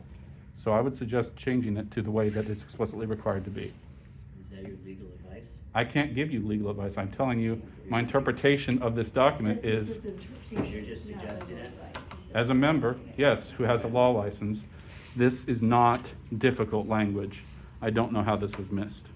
The basis and computation of special assessments shall be as provided in 902 and 903. There's no other formula. You can't deviate from the existing formula. Assessments also voted on, is that correct? Yeah, so like I said, we can't change the past right now, right? So we need to relook at that. Like I said, a couple years ago when we went through this and we read that section and we interpreted it that way, we reviewed it legally. That's kind of that's where we landed was, if it was less than $200, that's how we interpreted it. It could be assessed. If it's less than $200, you can impose it by majority vote of the board. And that's what we did. But you can't impose a different funding formula, no matter how much you want it. You can't do it, not without changing the declaration. And that, as we've just seen, that's a very difficult process, so. We'll relook at that for sure. Yeah. Same as the capital budget, you can't not prepare a capital budget. Point, and we'll relook at that, and that'll be part of, going forward. So, I guess, just from the minutes standpoint, we will relook at that as a board, based on the concern that was raised. What it would impact, I'm assuming then, if we are moving forward with it, it just stays. If we're not moving forward with it, then it does impact our budget, right? For the 2020, or does that really just impact 2025 at this point? I mean, Because, all the. yeah, it would just impact 25, Yeah. it's already been Okay. sent out, yeah. So yeah, if it does do that, then what would happen is it would impact the 2025 budget and we'll just have less money. No, that's not what we're gonna do. thing. That's not what we're gonna do. We're gonna raise dues so they don't keep sliding down this this So pit. you wanna make a proposal to raise dues? Yes. Go for it. It's, let's do it. Let's, I'll forward propose a motion to raise dues by 10% or whatever to cover the special assessments for next year. 10% across, 10%, Or whatever tonight. Replace the current invalid formula with a flat 10% or whatever he's proposed. It has to follow the existing formula, so you can compute a special assessment and then you have to follow this ridiculously convoluted thing, but you obviously know how to compute it. Just Yeah, just based on dwellings. dwellings, yeah, I've never bothered to look into that side of it, unfortunately, but just compute it as if you were computing a general assessment, only much smaller, and then you have to dedicate that to common area capital improvements, which already was being done, so that doesn't seem to be a problem. But you can't create a new funding formula, no. So just change the funding formula to the one you're already using for the general assessments at whatever lower value you think is appropriate to raise that pot of money. I mean, the board has a fiduciary obligation to the association to be solvent, right? You can't just keep sliding down, because eventually that money dries out, the well runs out. I'm more concerned with the fact that members could sue over this, because you're not allowed to shift this burden this way. The burden is being shifted to a subset of the population, and that subset of the population is being deprived of their rights. Yeah, it's not a ton of money, but it doesn't need to be. So fix the formula. You don't have an option. yeah. Correct it. All right, we'll definitely look into that, and, I have an idea. yeah. Some of us have already John. paid our assessments, and the difference is basically non-single family units, right? Yeah. You could just have everyone who hasn't paid their percentage up to par with everyone else, just pay a little bit more. Say this that year. one more time, I didn't quite catch that, non-single So- family. Because right now, the way the special assessment, the way we voted on it and approved it Yep. 2 years ago was, every member, we needed to raise some additional funding. So every member was assessed an equal amount. And that's what it was. Regardless of the Every number of single member units? paid an equal amount as part of that assessment. Every address, Every member, every member, that's even more. yeah, every member. So, it's, what I'm saying is, I own a single family home. Yep, I pay what, $20 for this special assessment, yep. right? Someone who owns, you know, an apartment complex or a 40-plex or whatever, will also only pay $20. And that's the part that's unfair, because it's not in line with the calculations for the dues, right? And that's what we said 2 years ago. No one listened when we said it 2 years ago. I got up, stood up and said it in the meeting. This was raised 2 years ago? Yeah, I said it in the meeting. That's very interesting. I'm glad that you're bringing it up here. So my point was, right now the burden is all on single-family homeowners. It doesn't make sense to refund it and take it away for this year. We've already paid it. I'm just saying, why don't we bring it I'm not up by surprised. having everybody who has paid I'm not less, surprised. who would owe more in this situation. Okay. Does that make sense? So I already paid $20. Yeah. That's a certain percentage of mine. Maybe it's 25% of my dues. What is the percentage of the dues for, let's say, someone who has 40 units? Collect that money from them. Unfortunately, that would be another deviation from the funding formula. I don't think you can do a reparative assessment that way. You can only do them the one way. And they're sent out annually, so you can correct the problem going forward, and indeed have to. As for the money that was not captured previously, I don't think there's anything you can do. The association is just deprived of those funds that it should have gotten. And short of someone or some group of people getting agitated enough to litigate over it, I don't think there's anything you can do about it. Just correct it going forward is the best option we have. Just like with the capital budget, just like with any other number of things that we've been doing or not doing. Correct the problem, try to salvage things. But But again, we would have to vote on it, right? no, we don't On a have due to, we don't increase? have to vote on following the declaration. We can't vote to not follow the declaration except by amending it. Right, but to So- do a due increase, we would have to vote, correct? The assessment's already been levied, it has to be computed properly. So, I don't think, No, what she's saying is to do it, to actually get an increase, to actually ask for an increase of 10% or whatever it is you want, we have to vote on that. it's not, you voted for this assessment, then you computed the formula illegally.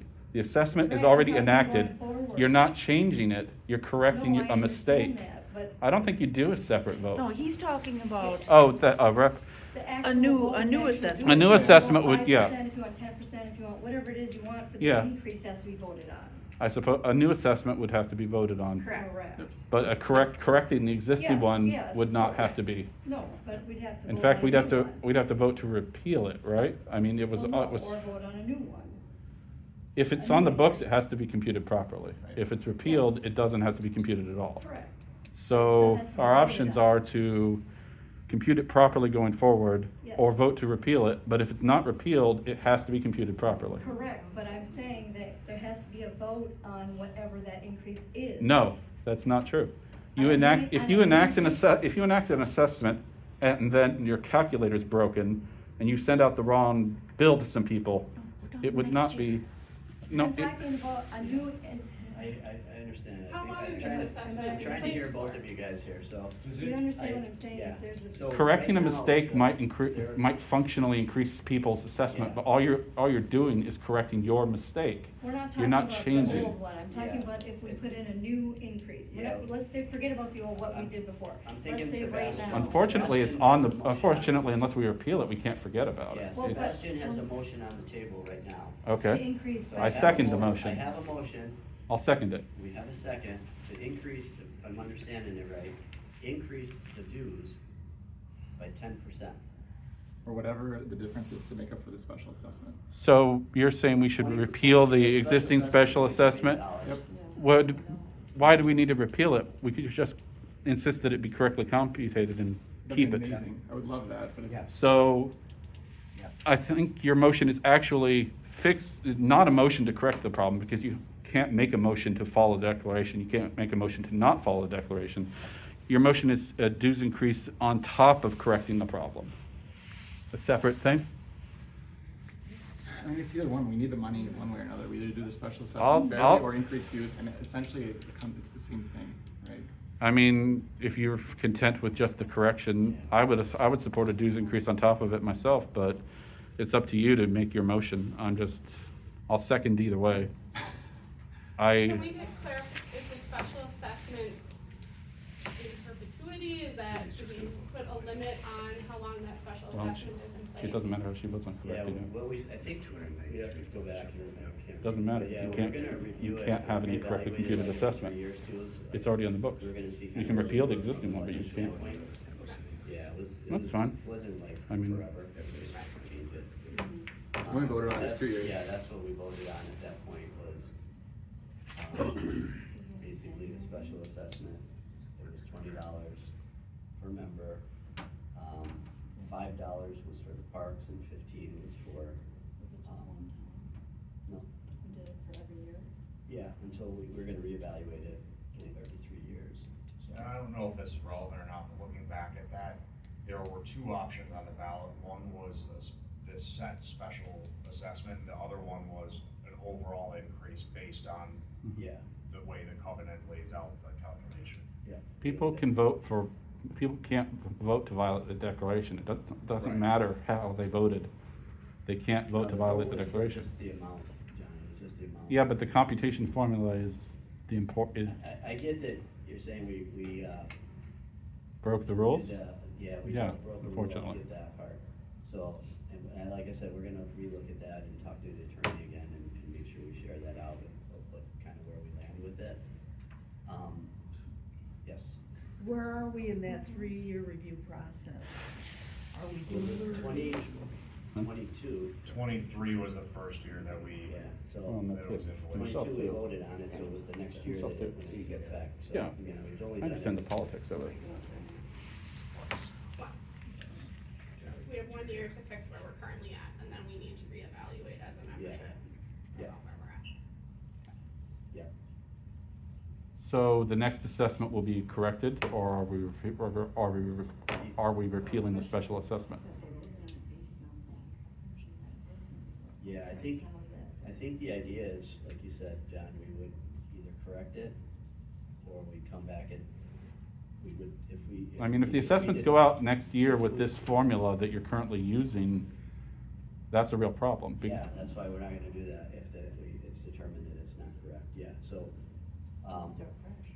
yeah, we would have to come back to the membership and. You do would- that. But I liked where Sebastian was going, because then we do need additional funding, right? That was the whole thing 2 years ago was, we didn't have the votes to be having an increase, I mean, that's the bottom line.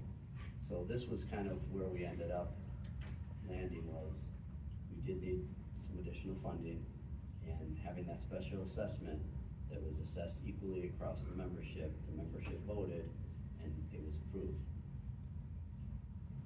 Notwithstanding that maybe there's some issues around the mechanics of it, that was kind of what everybody voted on and approved. And so I think if now you want to, now you wanna have a 10%, to me, a 10%, that's a lot. But if that, we could vote on that, I mean, yes, go ahead.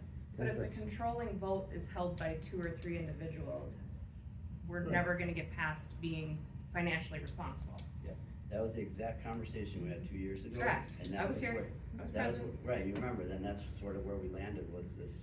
Yeah, but we can't, it doesn't matter, we can't vote for something that we're not allowed to have. It doesn't matter how popular it is, we could vote that everyone gets a pony, but we can't pay for ponies out of the assessment funds. So it doesn't matter if it's popular, it's still wrong, and you can't do it. Yeah, we If weren't- it's on the we books, it weren't has to really be talking computed. about popularity, we were talking about. You said there wasn't support for doing the raise the one way, so you Yeah, did it the right, other we way, were but the talking other about- way is explicitly prohibited by the declaration. Yeah, It but never, it doesn't matter that it was voted in. You Again, can tear those votes up, they don't matter. Notwithstanding that, we're gonna look at that, I mean, we can't change the past, we could spend the next 20 minutes or a half hour looking at that, but we will relook at, we will review that again and then come back to the membership, I mean, I think that's the next thing we can do on that. But there is a motion on the table, we could definitely vote on it. Don had some other ideas or another methodology. We Oh, I can just threw it out look at there. it, that's from that standpoint, and go from there. Otherwise, I don't know, those are kind of, I think, our options. We can, if there's a motion on the table, we vote on it, see where that lands. And then if you wanna make a separate motion or a different approach, explain it, and make a motion to vote on it. I mean, I think 10% would be fine. I mean, technically, that would be a decrease for all the single-family homeowners. And Because the assessment that was levied against us specifically increases ours by 25%. So 10%, if we reduced it to 10%, we would actually pay more of a fair share, and so would the apartment complexes. So I would be fully in support of Sebastian. All right, that's why I said I liked it. Remember that, Sebastian? I guess liked it. I'm curious, I mean, maybe John or Sebastian, you can answer this for me, but you know, as I'm still looking through the covenants as well, I don't actually see anything here, which I could just be missing, so that's why I'm asking for some help here, but, in terms of how something like this, like, what is the procedure around this? Cause I've actually never known an annual meeting where somebody just proposes like, oh, let's raise the dues by this amount, and we can just vote on it by like the people here, and then that takes account. it just, So I'm curious as to whether you can point out if there's like a specific procedure outlined in the covenants that talks about how to create a special the assessment. amount of a general assessment, cause that's what we're talking about here, is like you wanna increase the general assessment by 10%. No, it sounds like, well, do you want to increase the general assessment, or do you want a special assessment that would be, an equivalent amount of money? I mean, general assessments, creation of general assessment. Yeah, that's what I'm looking at right now, and I just can't quite figure out like, sort of what the procedure or process is Yeah, around that. from what I remember from 2 years ago was, probably should pull it up on my computer here, is, but if you got it, John, basically the assessment process for the special assessment says it's gotta be voted on by the association. If it's more than $200. That's a special assessment, has to be voted by the association. And so the association, hereby when we created talk general about assessments voting for by the 20 times association, specifically there's allocated. sort of two ways we can do it. We can send General out a assessment vote shall be, general assessment and provided tell here shall everybody commence with receivable. and vote. I mean, I haven't read this section in detail, but I Dan think we should could vote have. on it here You at could the ask him annual for his meeting, opinion. Because we represent the association, that's how I understand it, and we could ask the attorney. Dan, are you still on? Yeah, I'm listening and Hopefully you're tracking. Yeah. Yes, we do. Because I, covering a lot of this. So my, if this is helpful, I mean, my understanding of looking at, reviewing the covenants again is, the board sets, there's annual budget set really, and that's for both, maybe reserve fund capital expenses, operating expenses, all those things that you, are expecting to occur, including maybe a reasonable reserve. And then assessments are based on that pursuant, the general assessments anyway, based on that formula that's sort of set forth, under section 9. For the association to vote, I mean, in some ways, I think it's the board though, who ends up giving direction or setting the budget, at least that's my, Yeah. I recall from the covenants, certainly the association on a vote though can give direction to the board as to, hey, we think, you need more funds as a reserve, or, or whatever, how the board gets direction from the members, the association members. So that's really how I've seen it. I mean, you guys are setting the budget, I mean, and you get input, of course, from the meeting, from the members on that, but I think in the end, you can get direction from a vote, but I think in the end, it's the board that has to take the action on that, or what the reasonable response and direction would be on that. My quick read concurs with that. The general assessments are created specifically authorized by the board of directors from time to time. And then there's that reasonability requirement earlier. General assessments are you're not required to hold a vote. Special assessments over $200 are required to hold a vote of the membership. But Per general, unit, right. it actually doesn't say, but I'm assuming, because it would be absurd to have a vote every time it's $200 period. Even in '85, that would have been crazy. So I'm assuming it means per unit, yeah. It just says $200. This thing is not the best drafted legal document, honestly. But that being said, yeah, general assessments are set by the board. Membership can have sort of guiding input, I guess, and then special assessments, the board can set them at will unless they're more than $200 a unit, at which point you have to have a vote. So you could just enact it today. It makes no difference.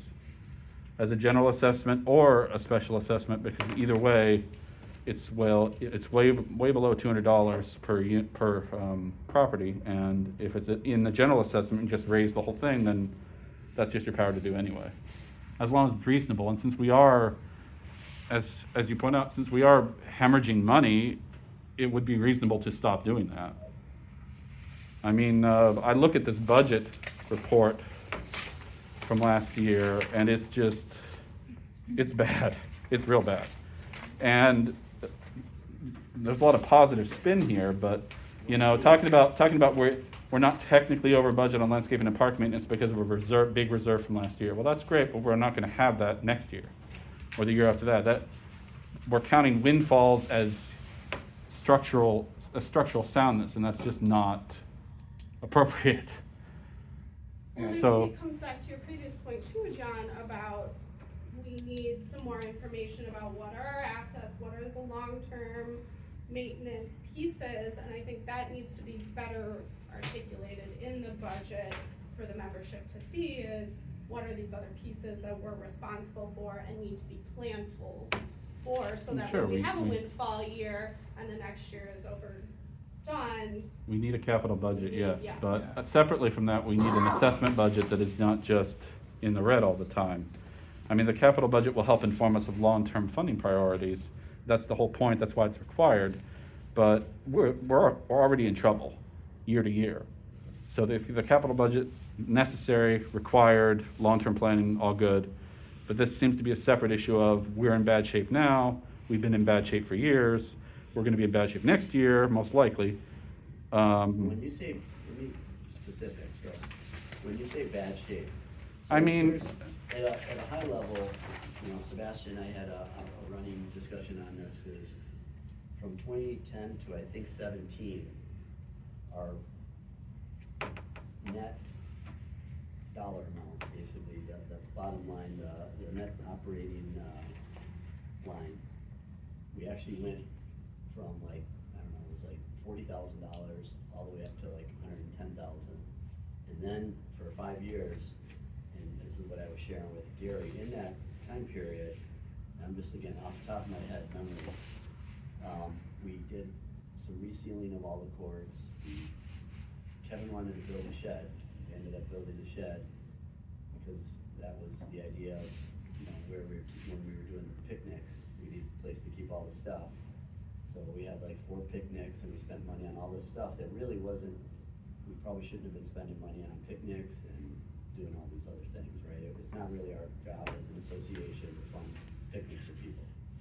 So that was a mistake. I was on the board back then. So I'll take part of that responsibility.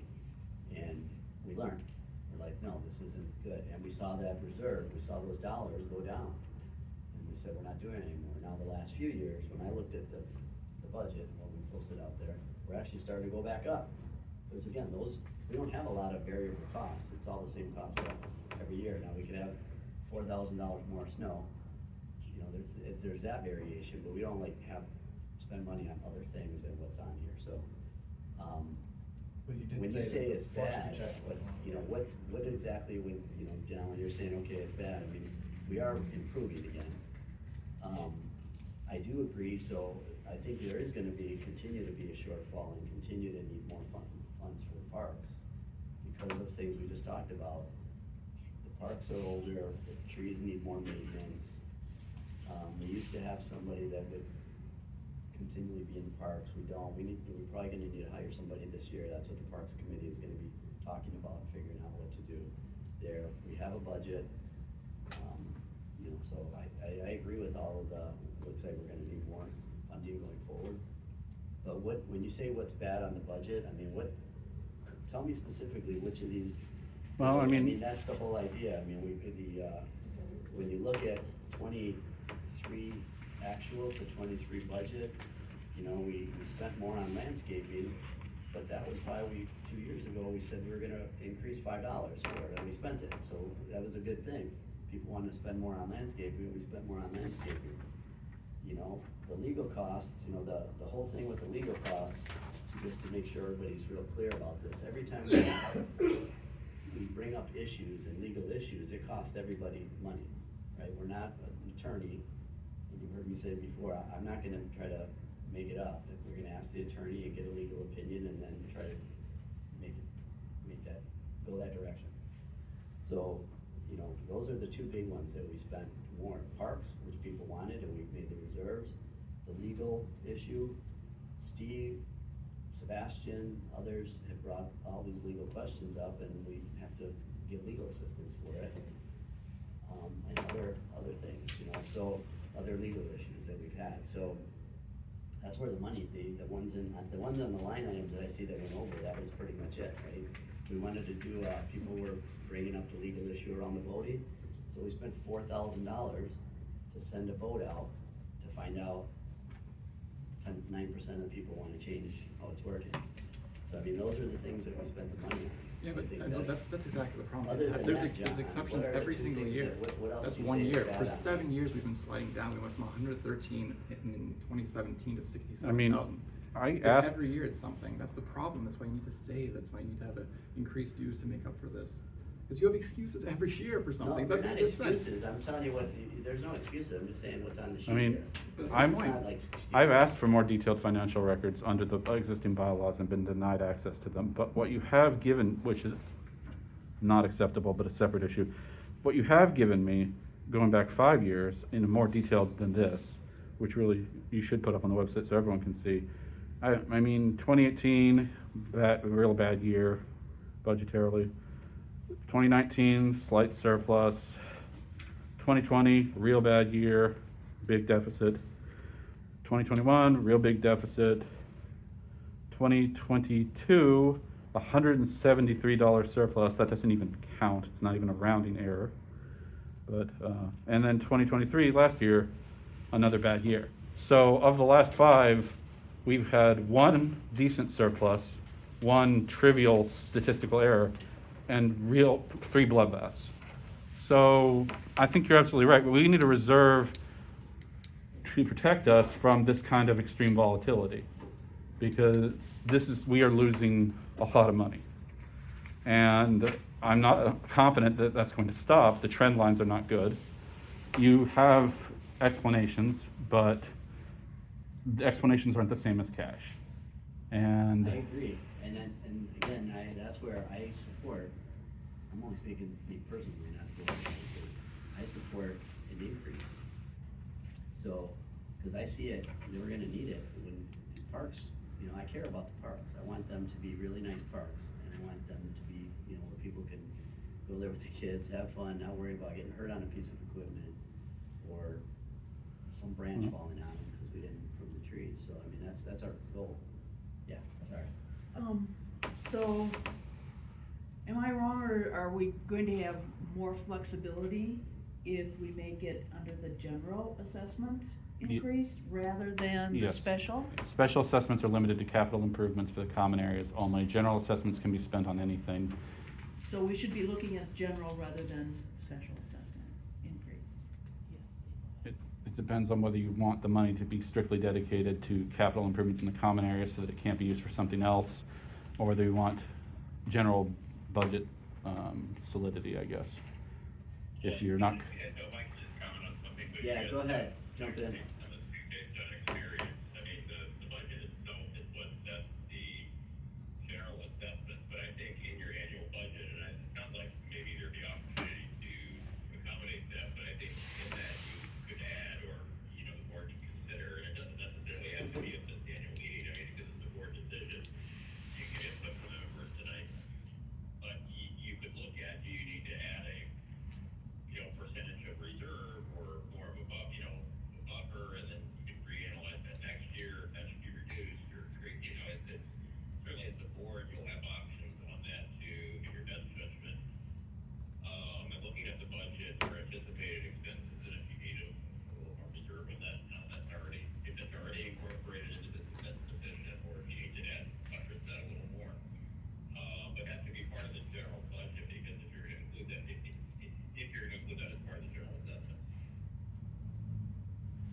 Okay. I think I got that. So bottom line is, we don't need to vote. That's what I got out of all that. Correct. You don't. And, so, in terms of input, Sebastian made a 10% recommendation. I guess then it becomes more of a recommendation, not something we need to vote on. That's how I understand it, so. And then Don made another recommendation of a different approach. I mean, I'm just generally curious too, just show of hands, who would be in favor of a 10% assessment increase as opposed to what is going on now? Or If maybe you it's- should if say a it's 10%. eligible to vote, like if it's. It has to follow the formula. Correct, if it follows the formula, yes. Yeah, if it follows the formula, If it right. follows the formula, yeah. I mean, there's no option to follow the formula. We have Yeah. to.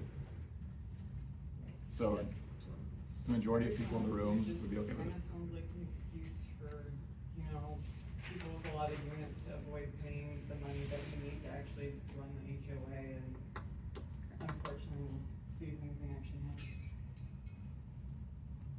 I mean, it's up to the board. They can increase the budget by 10% and raise the assessment according to the formula, the general assessment accordingly, I think without we should. anyone's say. But But, unfortunately, I think the people that don't want it are probably the people on board. well, in the meantime, we have to correct the special assessment either way, because we can't illegally tax people, which is what this is. We're a private government and the assessments are our taxes. And for 2 years, we've been illegally taxing people, or rather illegally not taxing some people.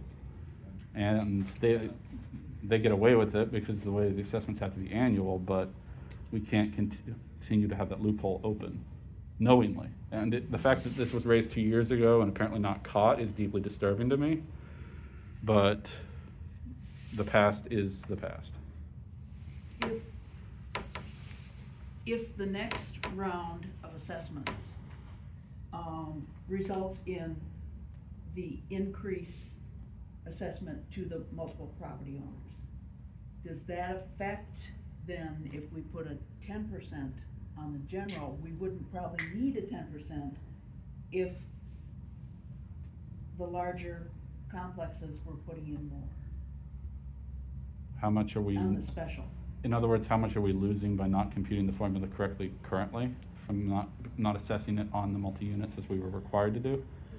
I suppose that's a question for the accountant, but Yeah, I mean, you might be able to, get by with less than 10% on a general assessment increase if you go ahead with the special assessment and make that for everyone, for every unit. If I had to estimate how much they're not paying, it's probably between $4,000 and $5,000, just to put a ballpark number out there. that's not a ton of money, frankly, considering the size of the annual budget, but it adds is, up over it's, time. yeah, and it's about 10% of it's roughly 10% of the annual budget. 9, Excuse me, 8. Enzo, you made 2 references to Don, you have a different proposal. Can that be shared, because this is a continuation of what happened 2 years ago? That is that the existing system is not fair. We've got 19 people present and we had 275 votes. What does that tell you? It says that we have got a group of single-family homeowners who are totally disenfranchised under the existing system. Nobody's trying to punish the apartment owners. That's not what, I've not heard anybody in any of the meetings say that. But the existing system is grossly unfair to the single-family homeowners, and like a few others, I've been here since '94 as well. So if you have a proposal for something that is more equitable, I wish it would be shared. Yeah, I was just saying, instead of, I was just saying bring it up, right? If we've already paid our 25%, then we just also apply that to the general assessment of everyone else. That's what I was trying to say. Like, I've already paid 25% of my dues in the special assessment. If we just But he said. So you just want the assessment, you just basically want a correction in the special assessment? I just want a correction. Yeah. Yeah. If we correct the special assessment to be properly computed, then it's being computed based on unit numbers according to the existing formula. I'm not saying it's exactly fair, but it's fairer and it's what's required. And as it's a separate issue in some ways from the general assessment question. In other ways, yeah, we can offset. I mean, it's money's money to some degree. Special assessment money has to be spent on capital improvements for the common areas, nothing else. General assessment money can be spent on anything. So if we correct the special assessment, we will have more money coming in, and it's strictly dedicated to the common areas. If we ran into an expense of the association that wasn't common area related, we couldn't spend that money on it. Right, that's So- what I think, it's more flexibility if you put. More flexibility in the general, because you don't have those restrictions, but also more flexibility to spend it on things that we shouldn't be spending it on, or so forth. The picnic example was brought up earlier, which was unfortunate. It depends on your point of view, your level of trust, what you think the problems are. I could see arguments either way, but we do have to correct the special assessment. That's not something we can debate. We can't agree to violate the declaration. We can amend the declaration or we can follow it. We can't violate it, no matter how many votes we hold or held in the past. It doesn't matter. It's like, this is our Constitution. We can't just break it. The bylaws are easier to change. They're more like laws. But the Declaration is our Constitution. We can't just vote to break it. And that's what's happened. And it needs to be corrected. So we'll have more money coming in if we keep the special assessment when it's properly computed. And then as a separate thing, we could raise more money for the general assessment to cover everything. And that's a democratic question, that's up to the group. The special assessment correction is not. I think I got it. So we don't need to vote for an increase. We basically set our budget, and then the board gets to make the assessment. And then email everybody or put in the assessment, you probably have it ready or something. And then, planning obviously, and then that would just go out to all the membership. And that's pretty much it, right? Did I get that right? Okay. Yeah, the budget setting is a board thing. Yep. It's what the board is supposed to The board will handle. set the budget and then work backwards from the budget and, apply that assessment based on the, obviously based on the, breakout that we have. We're talking regular assessment, and special assessment. So the current special, so is that right? I'm just making sure we got our action items. Yeah, I think you got it right. Okay, thanks, yeah. And then, as far as this current special assessment, we are gonna go back and review that and, sit down with Dan and just go through kind of how we're doing it and review the covenants and bylaws again and,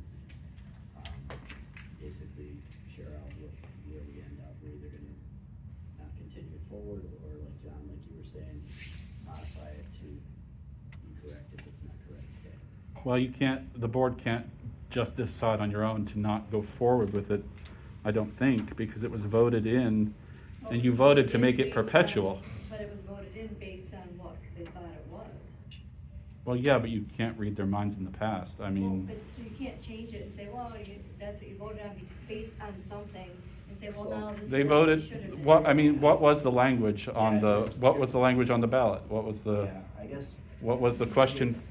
If we don't know, then we can't say what people were Yeah, thinking. I agree with you, John, we can't go. I don't think you can repeal the special assessment without another vote, if the vote at the time was for it to be perpetual. Here's a proposal then.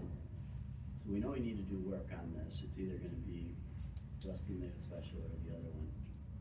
Would anybody be opposed to us, voting? It sounds like for special assessment, we did get it right, we had to vote on it, which we did. We vote on the special, vote right now to remove the special assessment. Without, We have until next year's billing to either go through the budget process, like we just talked about, and, increase it, the regular assessment. So we know, we just said there potentially an issue with special assessment. We're gonna review that. Would anybody be opposed to right now just eliminating the special assessment? And for, again, the purpose of the special assessment was to raise some funding for our reserve and for the parks. If we wanna do that going forward, we'll do it under the regular assessment that we'll use the budget process. And like we just said earlier, we don't have to vote for it. Is anybody opposed to any of that? Okay. I think part of the argument for the special assessment was that we wanted specific money for the parks. Sure, yeah. And so I think the way I'm understanding the conversation is that we're saying that park special assessment and the maintenance reserve special assessment is still important to us. Right. And we want it to be calculated the way it's supposed to be calculated. So not to repeal the special assessment, but to say, have it Raise the money in a assessed legal way. accurately across Yeah. all members and all units. Yeah, currently it seems that the social assessment is just computed incorrectly. So, and I'm fine with the special assessment existing and that money specifically going towards those investments, but it, just for 2025, it needs to be computed in the correct manner, according to. so, we're- Because the board doesn't vote on it based on that, though, they might not vote We for could- that. Yeah, that's why, in my mind, I'm thinking. well, I mean, Yeah, there's no question. the voting thing is only required if it's over $200, and the special assessment is not remotely close to that. Okay. So, All right, For so- other people No, it is. I mean, for the multi-units, I guess it would become that way. Yeah, John, thanks for clarifying that. So is that why it was done this way, to avoid? Correct. Why did you hold a vote to avoid a vote? We held a vote to avoid a vote? This makes no sense to me. It would have been over $200 for some people, so it would have required a vote. But isn't it per unit? 200 per unit? Yes, well, no, it doesn't actually say, it just says $200 in any 1 year. Well, that doesn't mean the total budget of 200. No, it doesn't say. And it says it's it gotta be probably- computed by, Unfortunately, so it's yeah. gotta be computed by But unit, so that- it's gotta be per unit. But the assessments are computed for, Yes. Yeah, I guess the question on the table right now is we have the special assessment. So what I had thrown out was to simplify everything, we just talked kind of like how we would want to raise more money for the parks by just creating the budget, working backwards and doing assessment. yeah, That sounds Yeah, simple, that it's was- simple, and sounds like yeah. everybody agrees to that. Yeah, that could be part of your general Yep. budget, general assessment. Mhm. Yeah. And you have the option, of course, of doing the special assessment process too, but Yeah. if you can make it part of the general budget, maybe that makes it easier for everyone. Yeah, and that's, Your policy decisions to make. okay, and that's kind of what I was thinking, I was proposing is, we seem to have a clear line of sight on, we create a budget, we go back and we do that as part of the assessment. That would obviously get assessed the way But- the assessment is set but- up right now for all of our general assessments. obviously, we can't bind the board to actually do that or do it to our satisfaction. I agree. Yeah, So yeah. taking the special assessment away before we replace it could introduce an even bigger problem. It seems like we should fix the assessment because we're required to, Well, it's- see where the budget shakes out, and then next year Yeah. debate Yeah, removing the special it's a assessment. Why special why take a leg out from under the table when it's already tottering? Keep the special assessment, but compute it properly, which means everybody pays the share as the formula dictates. And then when we see next year's budget, when we see the proposed budget, we could decide whether we want to remove it permanently. But removing it before we see the solution just seems like inviting more trouble. The special assessment was for $20, so explain to me how that would work. Yeah, that part, so that's where I was going with, is I guess, it'd be easier to just, we have a lot of confusion. The I mean, language has this is why we need to obviously- retain records. What was the actual language proposed? What was actually voted on? We can read it out. That is actually, on the website in the meeting minutes from the election referendum results from 2022. So the special assessment option that was voted for states, implement a special assessment directed and tracked to both build the reserves and provide for increased funds to park maintenance. The assessment will be $20 per member, $15 directed towards building the reserve, and $5 directed towards park maintenance budget. Amounts will be reviewed for need every 2 years. Each property owner contributes an equal amount. And there was 257 votes for, 73 votes against. Option 2 was an assessment increase, which is what you're talking about tonight, and that was actually voted down. The language there for an assessment increase was to raise the general assessment base rate from $21.25 to $25.50, and then you would take that base rate times the number of units to calculate the assessment going forward, following that formula. 71 people at that meeting voted for that, and 257 voted against. So, and not saying that that doesn't change from year to year, but what that tells us is that in 2022, people voted for the special assessment, but they did not vote for a dues increase. But it's misleading to use the word people because Correct. it isn't people. Correct. It's votes. Correct. So there were 4 people that made that Okay, decision. you don't need to yell at me No, right now. but it's- So you it's can lower your voice when you're talking to me, please. Okay. Thank you. It is misleading to use the word people when what you're talking about is 4 people overvoting 300 single-family homes. I was at that meeting. Yeah, so was As I. were you, there was more than 4 people there.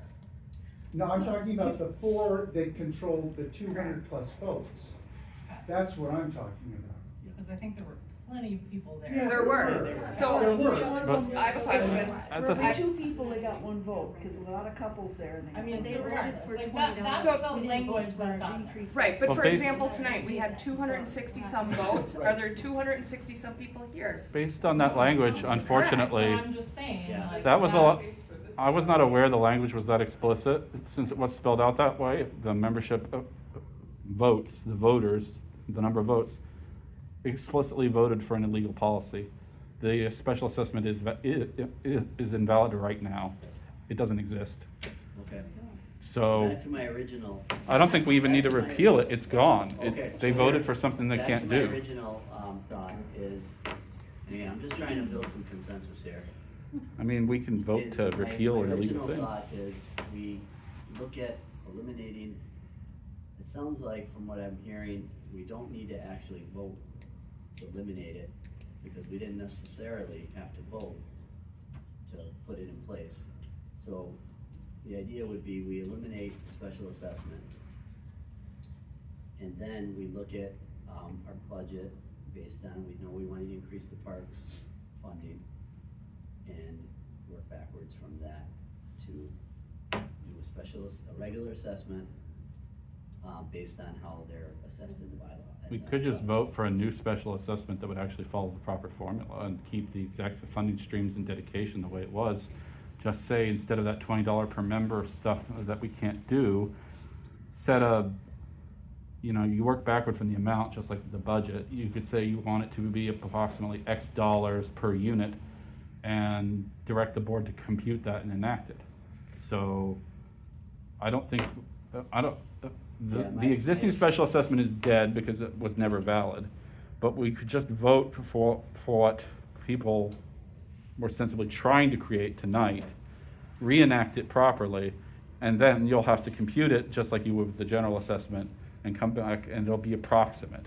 Because, I don't know what, you could aim for $20 a unit or $10 a unit or whatever would generate the appropriate amount of money. But it's going to obviously be a little more finicky than that because this is a little more complicated than that. Right. Well, that's where I was saying,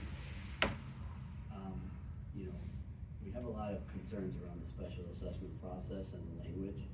We talked about some today, and we had some last time too.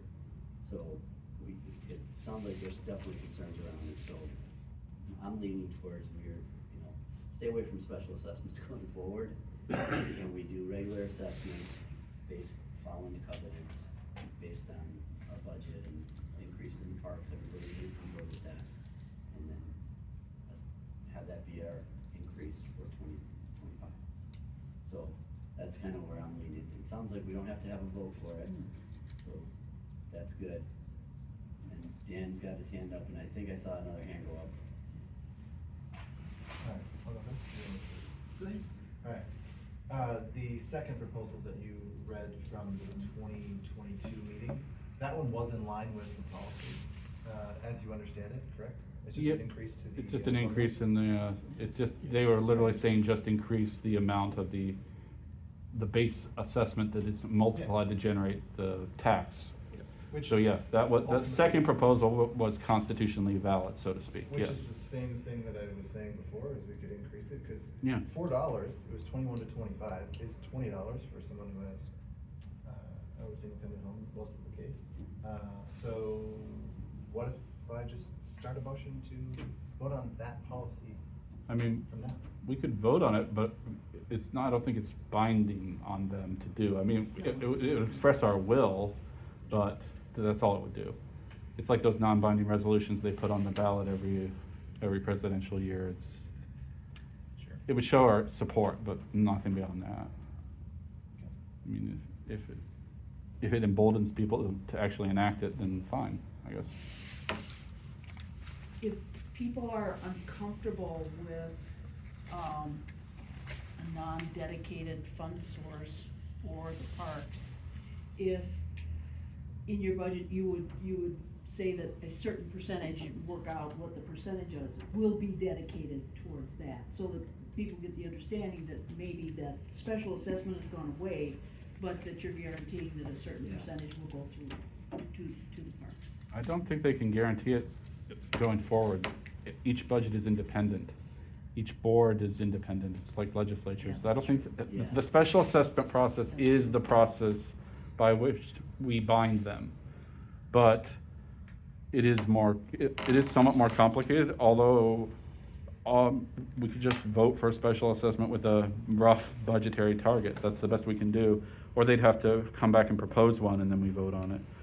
If it exceeds $200 in any one year, but otherwise they could just do it by majority vote at any time. I don't really see that it was necessary to put this to a vote with the membership in the first place. And certainly we couldn't ask the membership to vote for something they can't have. So the whole thing, and putting those two questions on the ballot together makes them compete. So you're siphoning votes from the legally valid option into the legally invalid option. The whole election is suspect because you offered people two choices, but one of which might have been very attractive to some people, but it's illegal. And they voted for that. That was a mistake. Enacting it was a mistake. We have to correct that mistake one way or the other, but, and since the language was explicitly on the ballot, do an illegal thing, I don't think we have to vote to repeal it because we can't vote to do an illegal thing. So the question is, do we do a special assessment now, which the board could do by majority vote since it would be small? They'd have to compute it just like the general. Or we could vote in a non-binding way to urge them to increase the budget, which they could also do without a vote of the membership. I don't see this coming back to a vote of the membership. Yeah, I agree with everything I've learned tonight, so learned some stuff, and I know we got some follow-up to do. So, yeah, I think I got it. So, we're gonna look at the budget, figure out how much we wanna spend on parks. We're increasing it. That was kind of the whole purpose. We know we're increasing the reserve fund. We got a huge expense at some point potentially in the future, and we need that reserve fund. And then we'll work backwards from that.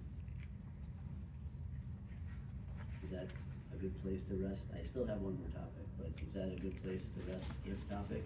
Do we want to hold a vote just to make it formal that there's majority will for that? I mean, it doesn't make any difference I think I got it. structurally, but the board members got it, unless there's somebody that didn't get the picture.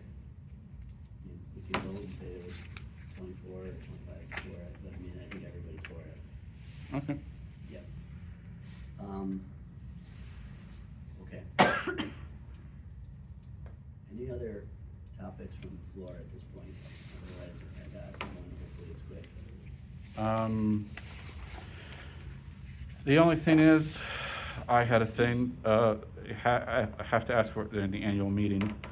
I have asked for access to the financial records of the association under the bylaws, under section 319L, and not received them.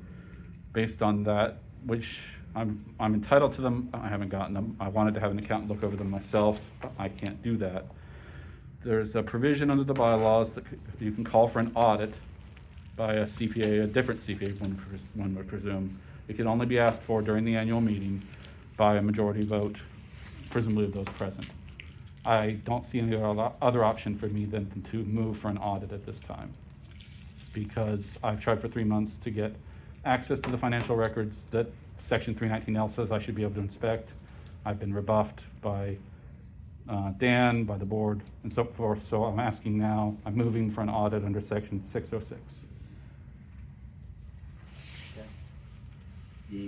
Yeah, as far as the records coming to you,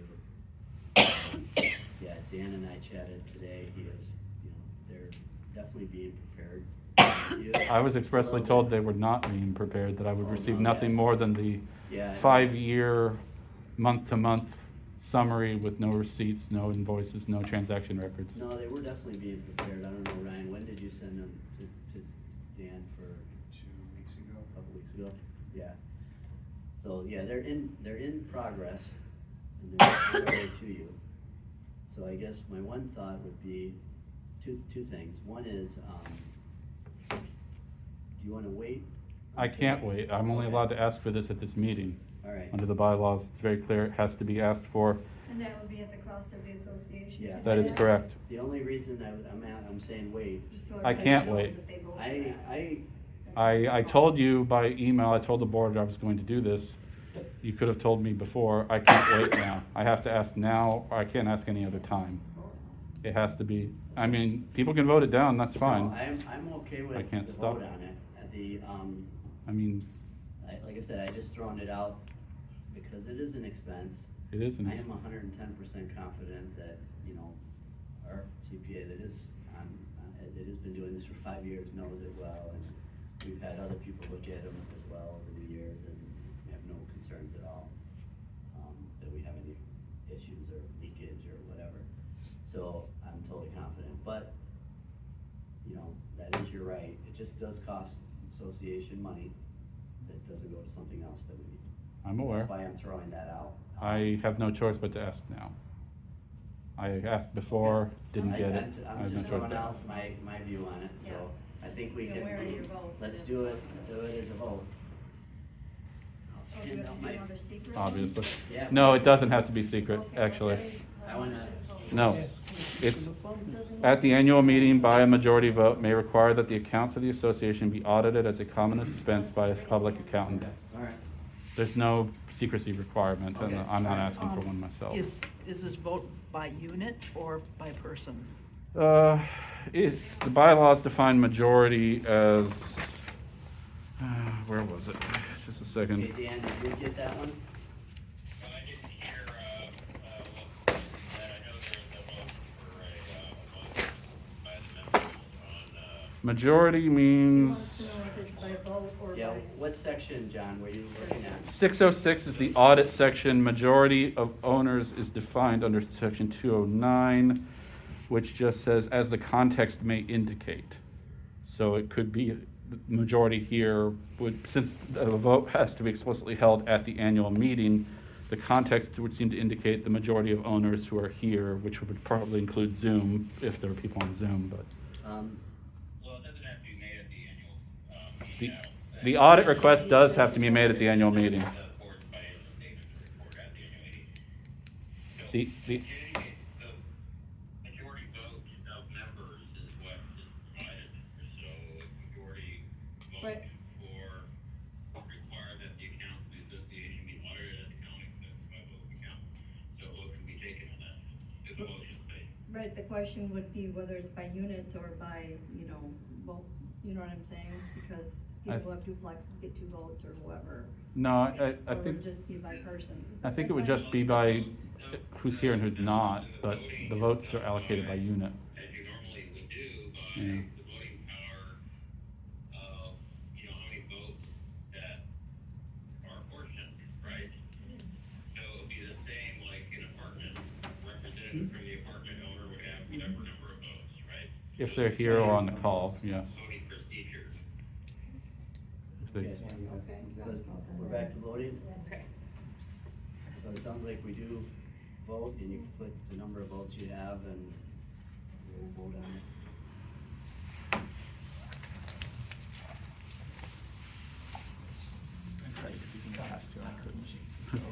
I'm not optimistic, I'm checking boxes.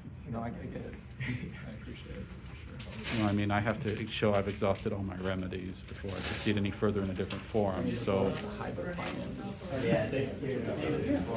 I mean, they explicitly denied me. John, could you, just for everybody's benefit,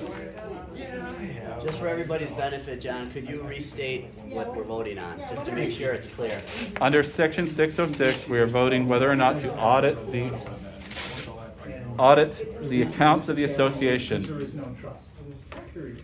as a common, That's all it is. we have to hire a CPA, No, because a different we know- CPA, one would presume, because you can't audit your own work, and it would be audited as a common expense. You only get one. It's pretty black letter. Keep making it. Sorry.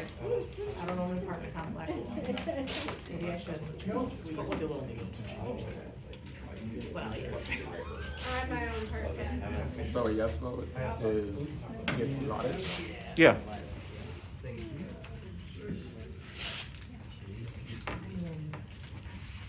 I mean, it doesn't need to, it's not secret. could be, but it doesn't have to be. Yeah, if you don't wanna vote on it, you don't have to vote on it. While we're waiting for people to vote, can I ask a side question? Yeah. Sorry, I'm just trying to speak clearly from the back.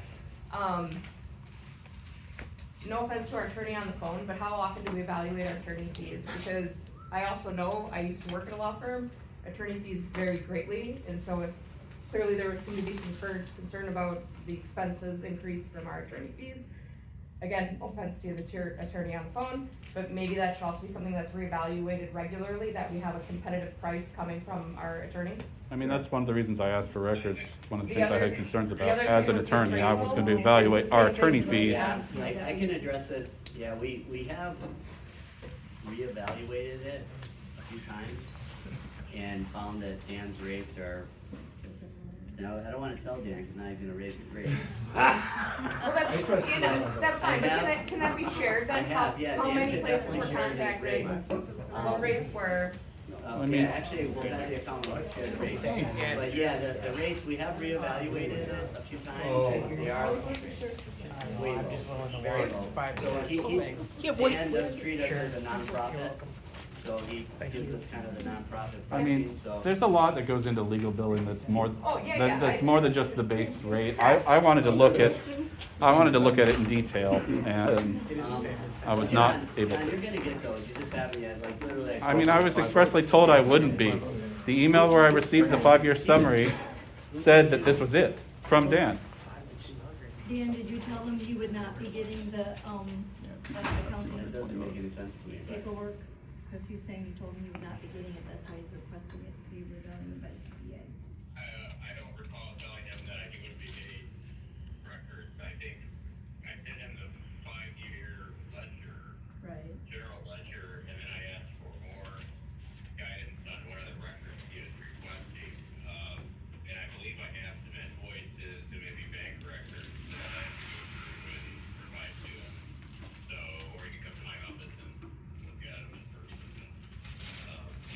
I believe those are, and then if you have more questions for other records, we can't provide what's doesn't exist, and I need clarity if there's something else that he was looking for. Give me just a second. So, yeah, John, you're gonna get the records, I mean, there's no question about that. We, of course, that's part of our, we all have the ability to inspect the records at any time, so.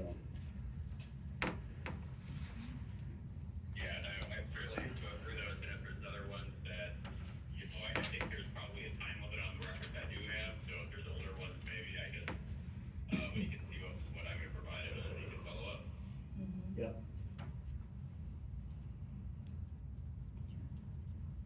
Okay, thanks, yeah, there was another, while we're counting up the votes.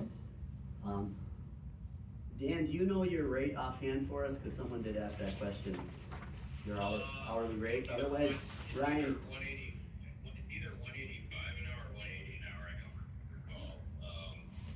Might be 185. I thought that was the rate we set maybe 10 years ago.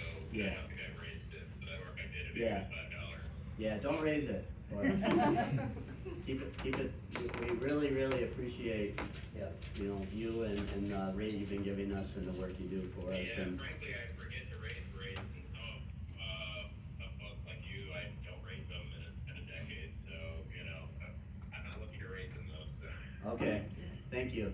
But yeah, to your question though, ma'am, we do reevaluate it, and every time it's, as you can see, I mean, those of you guys that have attorneys for anything, we're getting a really good situation right now.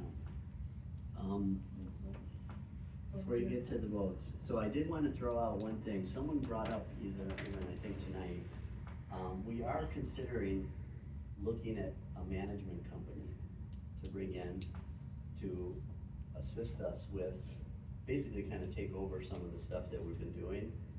It comes up periodically at annual meetings. I think someone might have threw it out here tonight. But we are gonna kind of look at that to see what that would give us. So there's different management companies, property management companies that do the grass, that do the snow, that do the bookkeeping, do the billing. They do all the same things that we get done as a team, but it's not stressing everybody out.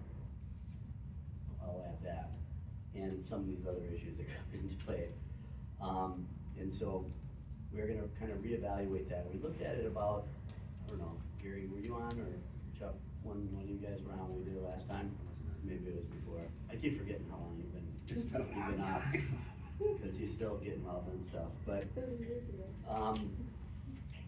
basically, the last time we looked at it, the number that sticks in my head was, it was, you know, maybe 12, 13, 14,000, 15,000, somewhere around there, is what I remember, a year, for just the property management fee. And then any work that they did above that was then, you know, additional work. So, you know, if they cut the grass, they get charges for cutting the grass if they do that.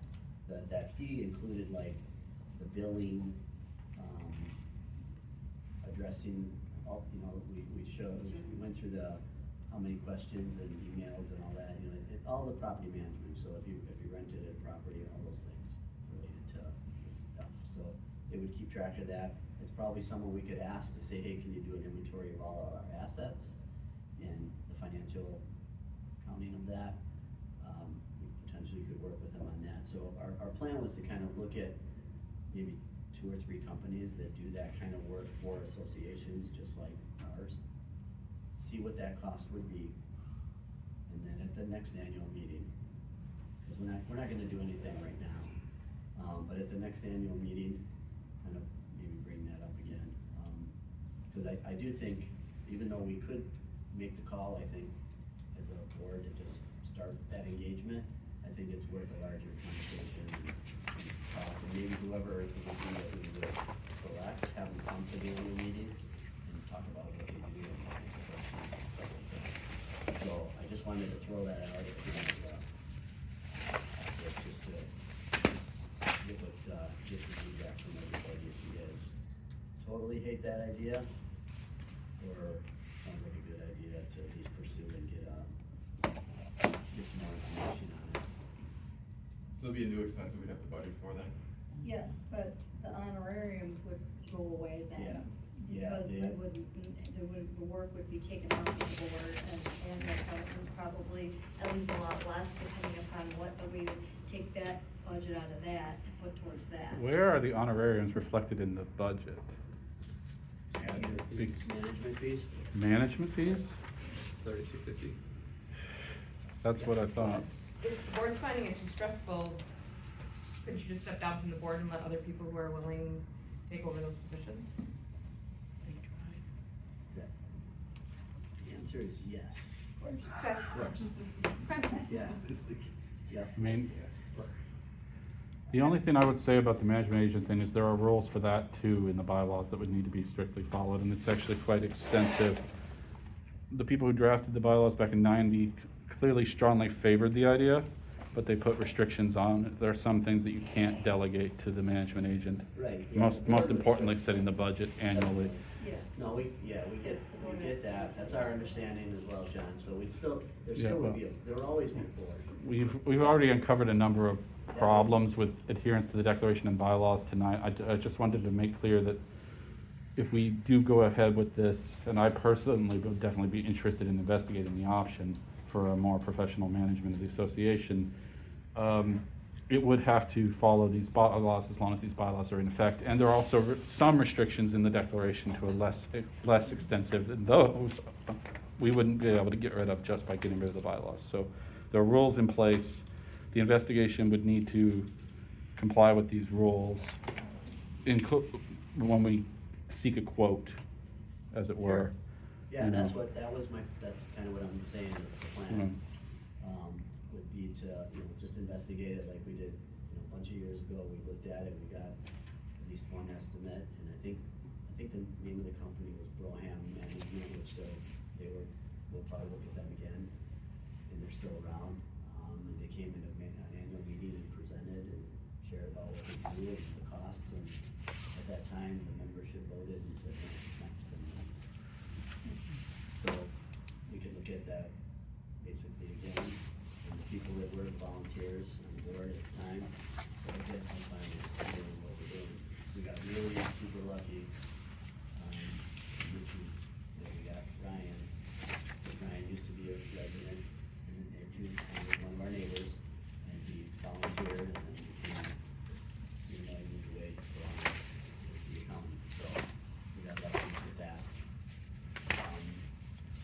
gonna always be that lucky. And so we need to kind of plan for the future, have a little bit of a strategy around that, and that's why we wanted to relook at property management company. I would say, some of the other associations that I'm actually involved with, have property management companies now. Because it's one thing, not just the stress. Stress is just one of them, that's what I'm thinking about right now in this moment. I'm stressed out a little bit. But really just overall, you know, like having a conversation with a couple other board members, former board members, and why they left the board, right? So things like that. So, wanted to throw that out. Sounds like nobody's opposed to it. So as a board, we'll take that on as kind of another action item for us, with the goal of coming back at the next annual meeting with some kind of options or something, proposals, and see how everybody feels about it at that point.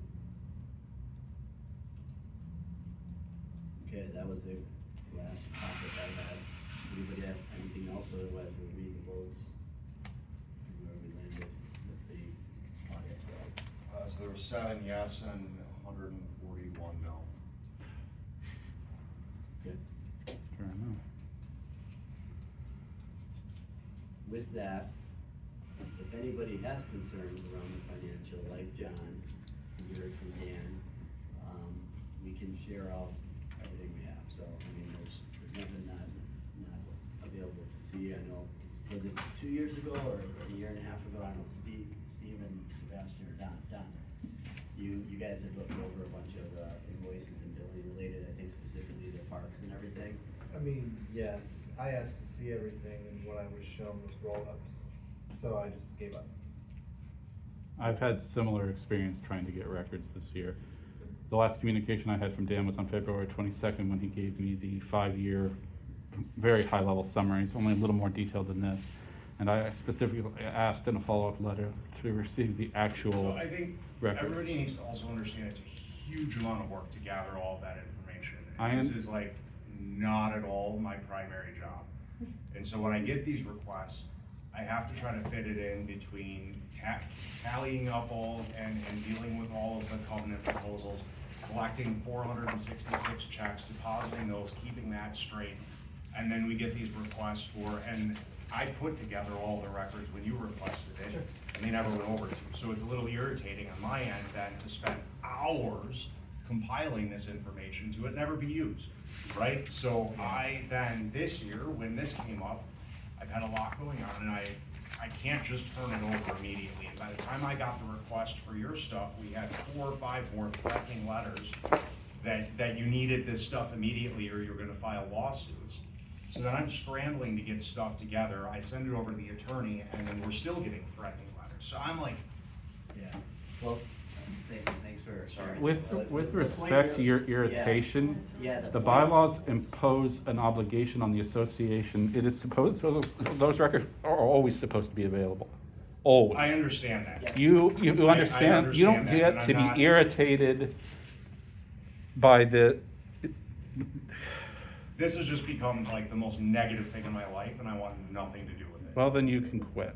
I would like. I would like to That's be able why to we're- quit the association. It's not an option for me. If Ryan Here's, is here's. 319L gives me a right to these records And immediately. we're not trying to keep you from them. Yeah. I promise that. We're not trying to keep you from them, and so the idea is we are preparing them, but it does take some time. I mean, They're supposed to just be prepared on a rolling basis. That's Such books great. and vouchers accrediting the entries thereupon shall be available for examination by the owners and mortgagees, that's the banks too, their duly authorized agents, accountants, or attorneys during general business hours on working days, at times in a manner that's supposed to have been set by the board already, Yep. which it never has been. Yep, thank I you. explained You're all right. this. Yeah, it never has been, we've always had volunteers doing it. That's or- another thing you're or- not doing that you're required to do, just like the capital budget, just like following the declaration when it comes to computing assessments.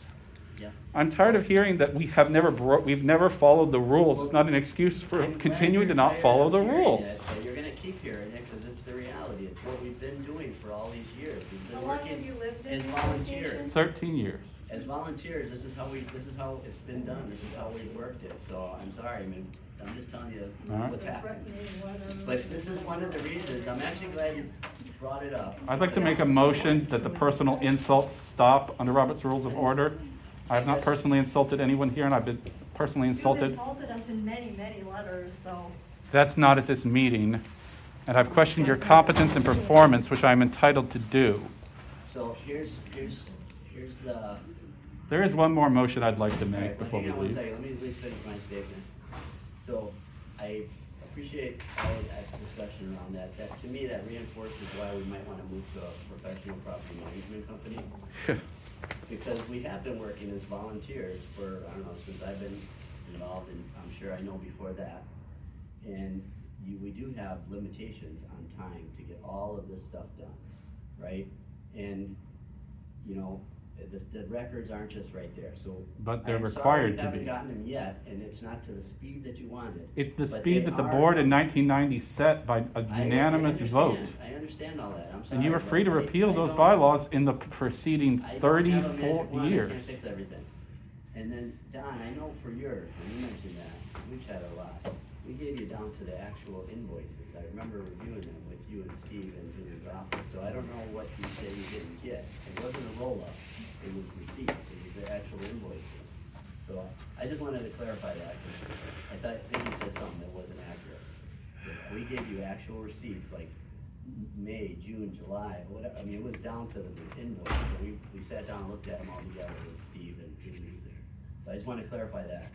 All records are all available, there's nothing top secret about anything we're doing. Ryan maintains a giant, you know, bookkeeping, I haven't been in his house, okay? But I'm imagining like. an His accountant. records are kept in All his, the the records association's and records are files, kept in his and house. He gets the emails, and yeah, he works from home on this, just like. Do we our have off-site previous backups? volunteers. If his house burns down, what happens to our finances? We actually have Dropbox and we have backups. and So why couldn't you all just that. give me access to the Dropbox, share where the records are kept? That takes 30 seconds. I do it with my own Dropbox. You're telling me the records exist, they're already centrally stored. Yeah, I wouldn't- I asked for them in I don't think January, and it's a 30-second process. I can do it from my phone from my Dropbox. But I'm not gonna give somebody right now, we can't give you access to Dropbox, cause if you hit delete or make a mistake. You can give people read-only delete access to everything. Dropbox. So, I do it for people with my records. well, I believe, yeah, I think that might be actually what Dan is doing, so we're sending everything from Dan. Cause, yeah, it is true that right now, John, I'm really sorry about this, I appreciate you being here, but as a team, we can't deal with any more of the abusive emails and all of your accusations and all of your stuff. So it's 'cause you're not It's gotten to following the be too laws. much for us. Whether it's in the bylaws and it's your right to do it, it's your right, but we've chosen to have you work directly with the attorney going forward. So that's kind of where we're at with that, so, Yeah, and so I can chime in, I mean, Yeah. I think most likely the records I have, I'll probably get something to John by the end of this week or by okay, Monday. yeah, thanks. And then he can follow up with me if you think you want older records and the like, I mean, I just, it was kind of an open-ended request for everything. And I'm not required to specify the records I want to see. I'm required to specify I want to see them. again, we can't provide records that don't exist. I have a bunch of invoices, I have bank statements, and I'll probably be wrapping that up, this week. And then if there's something more needed, I can talk with Brian about a reasonable time to get that, assuming we have something else. I'm not going to someone's private house if that's where the records are stored. That's No. completely inappropriate. No, that's where we're not, we're asking, we're saying it's the attorney's office in Madison downtown. That's the Well, I'm idea. over by the American Center now, so. Oh, he okay. can come to my office, my conference room, if he wants to look at originals, but I think I'm probably gonna Dropbox scan versions, and then if you want to come in and look at, Yep, actual paper copies, you know, that's fine too, we just need to tell me the time, that you come over. yep, so there you go. So it was Dropbox, read only, and it's everything that, you know, we have, so, that gets Yeah, set the up. time period that I have. Yeah. But I'll really talk to John more about that if we need more. Yeah, yeah, so there's, like I said, there's nothing, top secret about any of this stuff, everybody has the right to see it if you really wanna see it. It just does cost time, it costs money, it's the process, so, but if you have a concern, definitely do it. You know, we've never said no to anybody that said they wanted to see it, it's only been 3 people in 20 years, but we always share whatever we got. I think that was it. anybody had anything else? I did have one more thing. Okay, go ahead, John. Considering all of this, and having done some research over the last couple of weeks into other associations around the county, I would like to move that the board investigate what's called a release or cancellation clause for the association. I have sample language here, but Dan didn't come in person. I could have given it to him. I can provide sample language from other associations. It varies, but the basic idea is that people, after an initial period, when an association is old enough, these kinds of problems tend to arise. Usually the initial period is set at 10 or 25 years. Obviously, we're way past that. And a release and cancellation clause allows people to ask to be let go, to have their property removed from the association. It's an increasingly common thing. I have found numerous examples here in Dane County. It's clearly legal under Wisconsin law. I have numerous sample examples. Dan and I could work out something. I have some thoughts on this sample language, but people, the ultimate democratic principle is the ability to, quit, to leave. And a lot of people who have been here a very long time have seen this neighborhood rather radically change from the structure that was originally created. And this organization is structurally dysfunctional because of the multi-units, because of the private courts, because of a number of other things. One of the things I've been struck by reading the Declaration and Bylaws, which apparently I'm the only one who does in great detail, is that there was a very different vision for this place in '85 and in '90 when they put these bylaws together. We don't look anything like the community that was put down on paper. Nothing at all. It's just a completely different vision. That's why we have all these voting problems. This was envisioned as a sort of democracy of landowners, a landed gentryocracy, whatever you want to call it. And then we started tinkering with it. We have so many problems with the paving of the private courts because they're common areas, but they're not common areas. I mean, if I wanted to go pitch a tent in one of those private courts, under the Declaration I could, probably, because I'm entitled to the enjoyment of the common areas, but I don't think the private court owners would like it, and yet I'm on the hook for paving their street because it's a common area. The association has changed so much, I think it would be more than fair and in keeping with the trends in the law to let people out if they're dissatisfied. You, and obviously we do not have a productive relationship, that's pretty apparent. Let me go and you won't have to talk to me anymore. It's very simple. We can put this clause in and then let people out.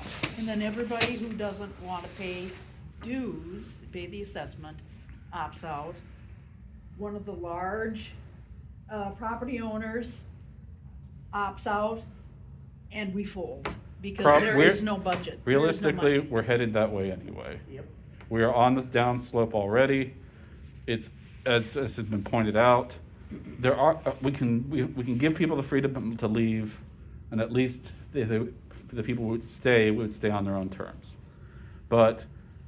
And if we wanted, I'm not proposing dissolving the association. I'm not proposing depriving people who want this of having it, but to compel people to adhere to the contract written by dead hands, literally, dead hands from 85 with ridiculous archaic language, all kinds of flaws in the structure. The guy's actually still available, just for the record. Well, okay, fine. Fortunately, he had a long life, whatever, but. Okay, then we have a dead hand. Congratulations. Right, I thought he was still alive. It's just a leak. It's 6 months. But, I realize that there would be people leaving. I would be leaving. I'll be very candid about that. But to keep people in this structure that they're profoundly unhappy with for very legitimate reasons, including people who've been here for a very long time and seen this place evolve, devolve, however you want to put it, into something very different than was originally structured, it's just fundamentally unjust. To be honest, And Enzo, I would leave. We would leave. Yeah, unfortunately, if I could just comment on that, I mean, I don't have a legal answer. I don't think it's so easy as the board just. No, the board can't. We'd have to propose it as a referendum. No, we would have to hold another vote. Yes, I am proposing an amendment. Dan can't hear me, but I am proposing an amendment just like the people who proposed the last one. Let him finish. Part of the covenant protects, it's really protecting, Dave, when you think about restrictive covenants, it's kind of limiting what you can do with your property, but it's also protecting you from your neighbor's use, you know, I mean, that's sort of the, why you have sort of those regulations, like those. I don't think it's so easy to just opt out. I have sample language I can provide you from people who have this right today. Whatever process would be to repeal the covenants, you know, and I'd have to look, is Yeah. that the same with voting numbers that you would have to amend the covenant? Right, yeah. I know some of the covenants too, with maybe some of the additions that have been added, might have been part of either PUD zoning or other type of zoning approval by the city, so I'm not sure if necessarily that certain properties could even be looked at without the change in zoning by the city of Madison, so it's a very complicated, question, issue, and certainly, John, you're welcome to email me on that, but, I mean, I don't know if the board's directing me to do research on that or something like that, I just think it's probably hard, my understanding is it'd be really hard to try to, It would require an amendment. It would. opt out of, Yep. you know, the association. So here's my 2 cents on it. And then you guys have seen how I work, I like to get everybody's opinion. So my 2 cents is, I heard at least 3 or 4 people, along with John, raise their hand and say they would actually opt out. So by show of hands, how many people think we should, research it, which just means spending some money, you know, Dan could research it, and. I'll give him it's the not research I already something that have. we just do, and we research it, and we come back with a, like, kinda like we did with the voting for the other thing, we came back, we were like, hey, you guys wanna really do this, here's the estimate of what it would cost, and at the membership meeting last year, everybody said, do it, and so we did it. It would be the same process, so here at this meeting, does people think we should move forward with at least researching it, and then come back to the, annual meeting next year and say, yeah, here's a proposal or the process, or what it would actually cost, cause, this, when I was sharing with you about, when we talked to the city about the parks, it was like, I think it was like the parks director, I mean, it was like high level park people, our alderman, Steve King, figured all this out for us at the time. Yeah, it wasn't that easy, there was a lot of other things that had to be considered, and the city would have to approve it, and there's just more stuff to it, I don't know everything that's in there, it's not something that we could just do as a board. No. We need to go through like very specific process, so, Yeah, you had said something about if they took over the common areas, that there would be a fee assessment? yeah, the way I understand it, and again, just my understanding, so I could be missing something a few years back, but when we sat down with them, they said, if you could take over the parks, and they knew exactly how big they were and everything, they have a formula for how many park workers it takes to take care of a certain number of acres. That would be, basically assessed to us, a special assessment, like, you know, sidewalk fix, they don't come and ask you, so I wanna assess you, you get it on your water bill. You're gonna get a special assessment, our neighborhood would, for the people that are tied to those parks. Would get assigned a special assessment for the maintenance of those parks, and it was like, I don't remember, like 3 to 4 city workers worth of salary, which was, back then, it was like, you know, their salaries are a little more now, but back then it was probably, I think it was in the $250,000–300,000 range. That's the number high level, I remember. It was 3–4 people, probably in the 300,000 range, for them to take over cutting the grass, managing the parks. And we would give the parks to the city, it would be city property. They would turn around and take that, whatever they figured out it would cost us, and they would assess, just like when. Just to the adjoining property? Just to the adjoining property. And so what would happen is, Well, it could be to, I don't know if the city told you, but I mean, it could be other properties that benefit from it, but it's still a large amount of money because it's not just their salaries, it's their retirement benefits, health benefits. Yeah. Also equipment, probably that they need to. Yeah, use, so that. maintain, you know, those sorts of things. Yeah, so it was probably more than that, but, yeah, so when we had that whole conversation, we were like, well, this doesn't make any sense. We do the whole job, we're doing the whole thing for, the whole association budget in totals, whatever, 60 grand, 70 grand, or whatever it was, at the point when we looked at it, like, that doesn't make any sense. We'd never be able to get people to vote for that. So, Well, what you're talking about is the complete dissolution of the association, correct? yeah, but somebody still has to take the parks, no matter Well, what. okay, but listen, Yeah. if a couple people opt out, that's not dissolving the association. No, necessarily. what I'm saying is, there's a possibility that would occur if the larger property owners It could, but here's the thing. decided to opt out. Yeah, and if they could opt out, they would. I guarantee you they would have talked to them. So that would be the dissolution. But no, But no, that would be benefit great. the homeowners. That would let us stay. We would actually have some Because we'd have say in voting what's power. going on. Yeah. Right, As but we wouldn't homeowners. be getting their fees, That's so the fine. budget would be. It's like Correct. $40 more each. I would It's not I bad. would gladly pay $300 more a year Yeah.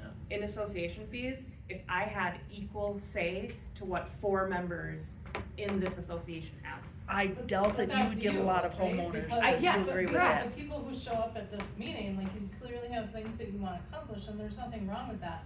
But we also spent $4 grand going around and, like, getting that information from your neighbors and, like, everyone who lives in the association, and 9% of you Correct. actually, like, did the work. What was for what was them. the time frame you gave us though to do it? Because what- one, it was a holiday season, right? It was A lot like of over 3 months. It was Yeah, 1 but month in Correct. January. Do you know- understand I have to go to my lien holder? Yeah. I have to walk into Associated Bank and have them chicken chase around? but it may not be 204. associated, it could be Fannie Mae, or it Right, could be Fannie somebody Mae else. owns my loan. Okay, but people did take care of it, right? Like, they had the option. Who, to Correct. do that. people that actually own their home? 9%. What percentage of people who had 9%. what percentage of people who actually had a first mortgage completed the process? Do you Well, have? I don't do you know, kn- cause Right I don't here. have those numbers because. Okay, we it is right here. this person out of here, so we no longer have access to. Wait, that where? building. First mortgage, people who have a mortgage, not I people who think have, by none, not people. because 3 hours has been enough time. Oh, they didn't. So, Yeah. I will stay Oh, no, for it's 7 more two-thirds. minutes, and then I'm leaving. The results of the proposed change, no, So, two-thirds it, is the. yeah, it doesn't actually state anyone with a mortgage completed the process one way or Yeah, the other. Yeah, that's the- true. The number that you're asking for, I don't know it offhand, we'd have to ask Yeah. Ryan. I also thought it was an But unrealistic time frame, but I nine- didn't particularly The think it would idea solve the that problem. 9% so I didn't vote. represents everybody that voted yes and sent all of the material in that was required. They were able to If they complete had the a process. mortgage loan, they were sent their mortgage loan. Exactly, there may have been a lot of people who were frustrated by the process, and ultimately, I specifically talked to half a dozen people that asked me that same question, about. I didn't even ask mine, because I knew UWCU would never get back in time. They were pretty quick. I worked there. Actually, They really? get back in Yeah. time. Yeah, They get well, back in But time. show me, it's in the I could be covenant, wrong. they had to do it that way. I know they had to do it that way, I'm just saying the time frame was optional, Yeah. the process was not, so when people say they think the Yeah, time we- frame is unrealistic, I happen to The way we agree. set it up, I don't have the dates in front of me, but it was supposed to be 90 days. That's how much, Yeah, that's how much everybody had was I 90 mean, days. some banks don't even 3 answer months. a message in 90 days, let alone consider it, tell you who actually gets to make the decision. Yeah. They'd have to sort out internally who the decision maker is on a question like this, and they're not gonna necessarily have a designated point person. Okay, so. It's, Yeah, I mean, that's kind of the, at this point, so I hear what you're saying.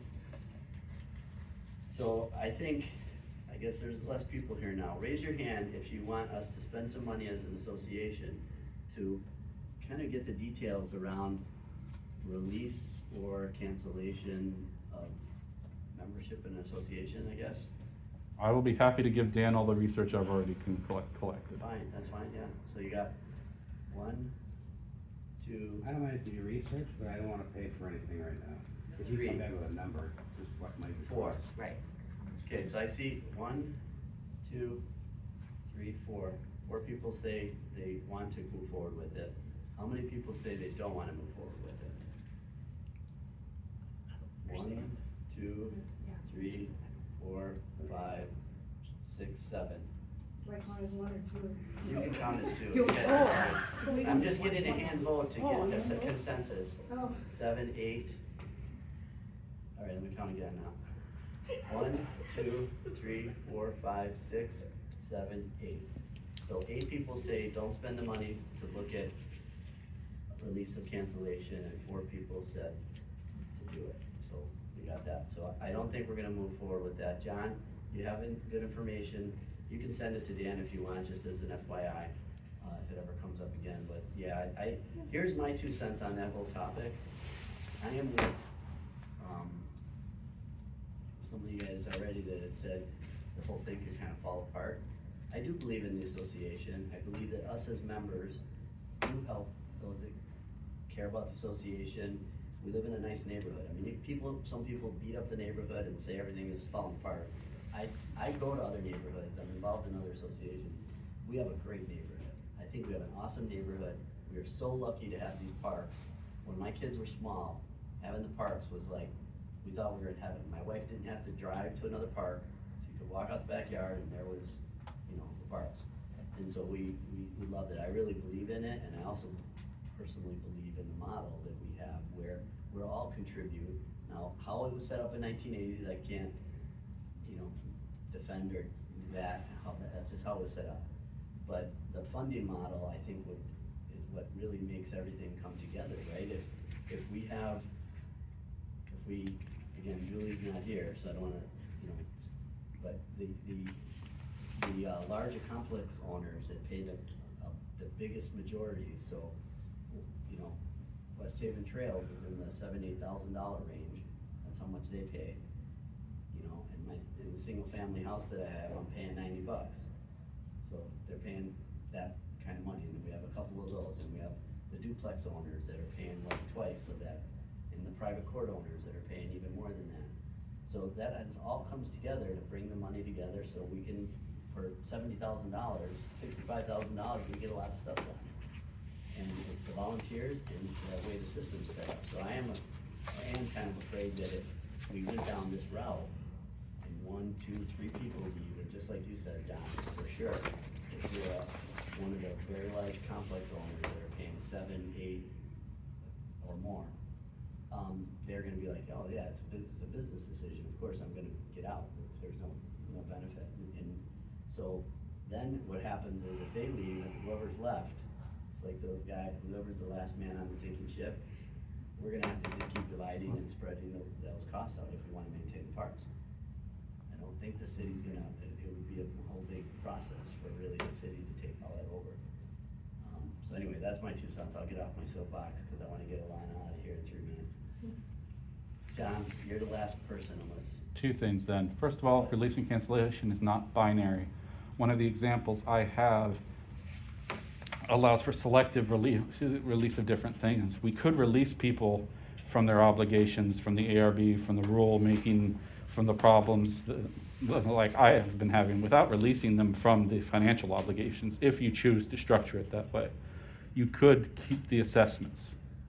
Okay. I would be willing to pay the assessments in perpetuity if I was free of everything else. I don't care. So it's not a binary thing. You can construct release and cancellation different ways. I have an example of a binary release and cancellation where they gave you the option of canceling the entire declaration or just the HOA in this one development. It is a thing that can be done. It is not required to be all or nothing. The second thing, and I wanted to bring up before we leave, I've raised this issue. We are not in compliance with our state filing requirements as an HOA. Wisconsin passed a law in 2022 that requires a simple disclosure of information and a form to be filed every year. It costs $25. It's an online form. It takes about 5 minutes. We aren't filing it. We're not in compliance. And that puts us in financial risk because, amongst other things, HOAs that are not in compliance cannot collect late fees on assessments. And every person that you've collected a late fee on an assessment on since January 2023 could object to that in court. And they would win and you would lose. So we need to get our act together. This is pathetic. I mean, I'm embarrassed. I contacted the State Department of Financial Institutions because I was looking up information on this HOA, and they pointed out to me, they were holding us up as an object of ridicule. They pointed me to the association's corporate records, which show that since 1989, this association has been threatened with administrative dissolution by the state 5 separate times for not filing our annual corporate paperwork. Most recently in 2021. We could have the state actually started dissolution procedures once in 95. This is not, this is no way to run a railroad. It's also against the law. I brought this to Dan's attention, but the DFI requirements under Act, God, what's it called? Act 199, and nothing's been done. It's a $25 fee. It's a one-page form. It takes 5 minutes. Although there might be some back fees now. That's been voted and Dan's taking care of that. Yeah, So, yeah. like, you Thanks said that in I your would letter, say- there are things that are actions that are being taken care of as a result of that. Yeah. It doesn't take 2 months to pay a $25 fee and fill out a couple of radio buttons. I know, yeah. I would have done it if I'm legally authorized to, but I'm not. I appreciate you pointing that out to us. Again, in 2022, whatever month you said, nobody sent us a letter or nobody let. I mean, It's not something that I go out. as lawyers, we're required, it's not your, as lawyers, we're required to keep abreast of the law in our area. Even though I don't practice in this area, I took continuing legal education on this law. I knew about it. That's great. But yeah, like I said, as a board, it's not something we monitor, so I apologize if we missed it. We thank you for making us aware of it. We're gonna fix it. We already directed the attorney to go ahead and file it. Dan's gonna take care of it, so hopefully we'll be in compliance. And that's, I guess, all I can say about that. I don't know what else to say about it. Just wanted to say something about the partial opt-out. So, you opt out. You build a wild-ass fence that everybody hates. And your neighbor. The city already has rules about fences. Well, no, they've got, yeah. They've got rules, believe me. And your neighbor who pays those association dues to be protected against that suffers. I already have that. I've already got that approved. That already happened to us. I already got my wild ass fence approved. It took 3 months of arguing. It's gonna cost me about $30,000. Okay. Meeting is adjourned. Yeah.